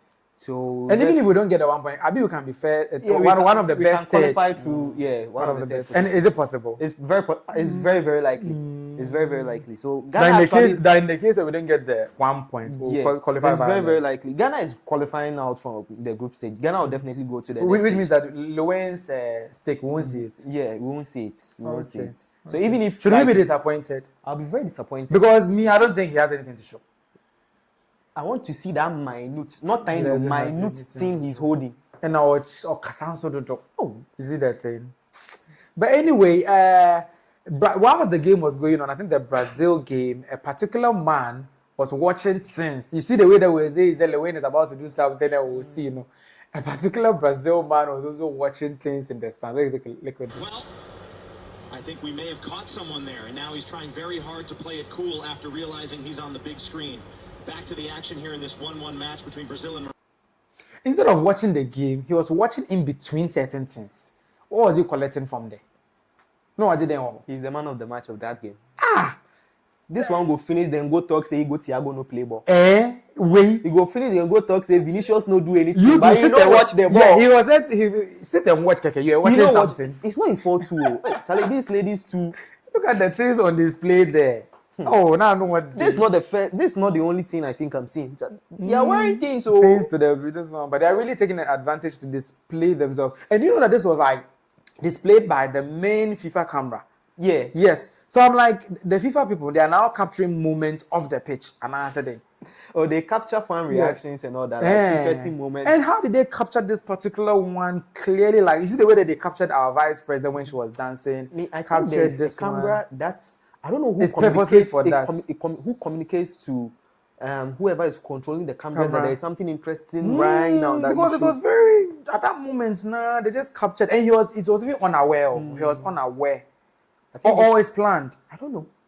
Anyway, we didn't know. Talking about patriotism as our country is doing well. I think Tuesday we are playing again against England. Yep. The nation's broadcaster GTV has instituted a policy starting from its digital department. We all know GTV's digital department is very, very active right now.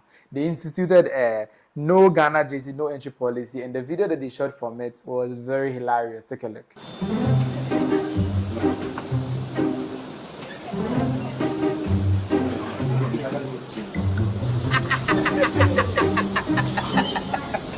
You explain tire. You go explain. You got no evidence.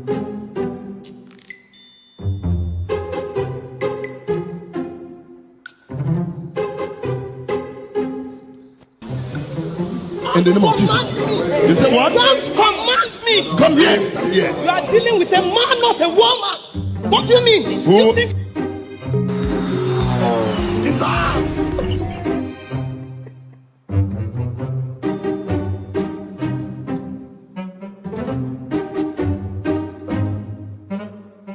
You are under arrest. Constable, arrest this man. For what? Go back.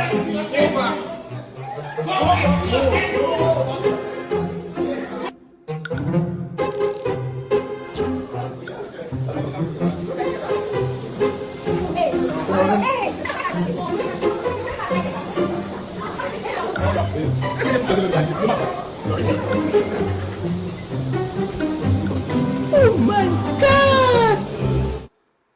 Okay, so that was the nation's broadcaster GTV right there, instituting their no JC, Ghana JC, no entry policy. And it was nice. That's the digital department or studios department of the GTV, Ghana Broadcasting Corporation. But at this point in time, the broadcaster is telling us that patriotism is demanded. It's by force. You have to be patriotic whether you like it or not. So you people, if I institute such a policy in ICRIS studios, no Ghana JC, no entry. Will you wear Ghana jerseys to set? I'll wear it to set. Yeah. Because it's really nice. The current jerseys are nice. Very Previous nice. ones were The yellow nice one is too. very, very nice. Yeah. So I think we've gotten to a precipice in our Ghanaian patriotism journey where we love our country to a very large extent. Because I didn't know people loved our country until the South Africans started coming. Yeah. Those in South Africa started coming. The jubilation. I watched the videos and I'm like, is this the same Ghana that they are coming to? Yeah. But at the end of the day, we love our country and all that. But that brings us to the end of today's show. It's been a very, very long one. Mad with technical issues and all that stuff. Forgive us for the delays and some of the hitches that happened during the production. But at the end of the day, we're here to give you the scholarship discussion as I told you. And Christian Kowiti, better known as Christian Mendel, this justice to that topic. We were on it for a minute and he delivered. So, can you say what I because a lot of people are telling me that he really, really comes through when it comes to these scholarship stuffs. So when you see him, so if he wants you to have scholarships, he wants you to be able to pursue education, he wants you for better. This is one time that he's also coming to you. I would say cup in hand, seeking your support too, something in return. And he's been doing this since year one. First year. It wasn't as though when he started conceiving the idea of becoming as president that he started. I'm told, but he's not Bawumia, so please vote for him. But basically, that's Christian Kowite for you. I'll take your final words before we take your final words. You can also add what you have for Kenny Stopwase and those who watch this video later. Yeah, final words. For final words, it's been an interesting show. Very tired. I'm very, very tired. But one thing I would love to see, though I really Ghana will qualify, it's very difficult for me to even say. I would love to really see Kojo's cancer stage. You do? Why are you doing I'm that? serious. He will not do. That's the highlight of today's show for me. I know he will not. What does he have to show? Nothing. There's nothing that he has to show. That's what I want to see. There's nothing, no, not anything interesting. I want to see the nothing. That's the highlight of the show for me. So Ghana should just not qualify. I can't ask that of Ghana also. You get it? Yeah, Ghana has to qualify. So maybe we should ask Kojo Nkata to move his bet to like, let's say semi-finals or quarter-finals. Not semi. It's fine. Anyways, like it will be a win-win for me if Ghana qualifies. I win. If Ghana, Kojo, you stand a chance of seeing Kojo's thing. Kojo, but what if he doesn't do it? What will you do? You cannot do anything. I'll go to Obinim. We'll pour oil on the ground. We'll summon him. He doesn't know. Hey, Lewe, a cloud. Tell you. Cloud chase about Agope. Is that all? Yeah, that's Okay, all for me. yeah, That's basically the highlight of the show. Like, it was very funny. Yeah. You all shouldn't that come he out did and be saying say, that. Like, I wish there were laws saying that you make public statements like that. You might be held to it. Of course. Yes. But there's no law like that. So we just take it like. You know that he even came and said he has dreamt Ghana was in the final. Your final words. Yeah, Christian. Okay, so what I would tell people of KNST is that they have all. So okay. His camera his mic is off. Okay, so continue. Okay, so what I would tell the people of KNST is that I've really been of help to a lot of students, and they can all testify my leadership journey, how things started with me. And I believe that I have a lot of plans for the school when it comes to the challenges we are facing, things like transportation, things like sanitation, healthcare, all those things like more or less like entertainment, sporting activities. I believe that if I become your next SRC president, my policies are very simple, my policies are very feasible, things that we can achieve, things that we can use our brain just to do. Yeah, I'm not a leader that will sit down and watch people suffer in silence, because I started my leadership journey by helping people. How much more if I get the bigger position? I will do more. This is more or less like, it is not like I woke up and I just started sharing flyers here and there. I have served and I'm ready to serve you people. So on 2nd July, please make sure to cast your vote for me, because I am ready to deliver, I am ready to serve, and I'm ready to lead. Thank you so much, and may the Lord be with you all. Thank you so much, Chris Mendel, for coming through for our show, contributing meaningfully to all our discussions. Actually, I enjoyed his company today, especially the scholarship side and somebody's marital issue side. Like really, it was really nice. And yeah, if you ask me, he's a worthy candidate. You've heard from him. If you are convinced, you know what to do already. He says it's 2nd July, right?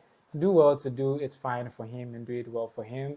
And as I always say, this has been another elongated edition of Talk Chaw Extra, where I almost don't know where they give universities, but this is not give university per se. Ghana's first live podcast with a leading vibe. This conversation is available, was live on YouTube, and some of you joined with your comments. It will also be available later on Apple Podcast, Spotify, Amazon Music, and YouTube Music. Do well to check us out there, and do well to drop your comments there. Follow us on those platforms too as well, and you can also catch the snippets and the excerpts of this conversation on YouTube on our playlist, Talk Chow playlist, and on iCris Studios, and would have a ball. I would add some more productive touches to the production, and it will be fine for all of us. Thank you very much for sticking and staying. See you next week. From the stables of iCris Studio, where bold ideas take center stage. For all the big conversations and bigger perspectives, Talk Chaw Extra is the place to be. Talk Chaw Extra, Ghana's first live podcast with a premier vibe.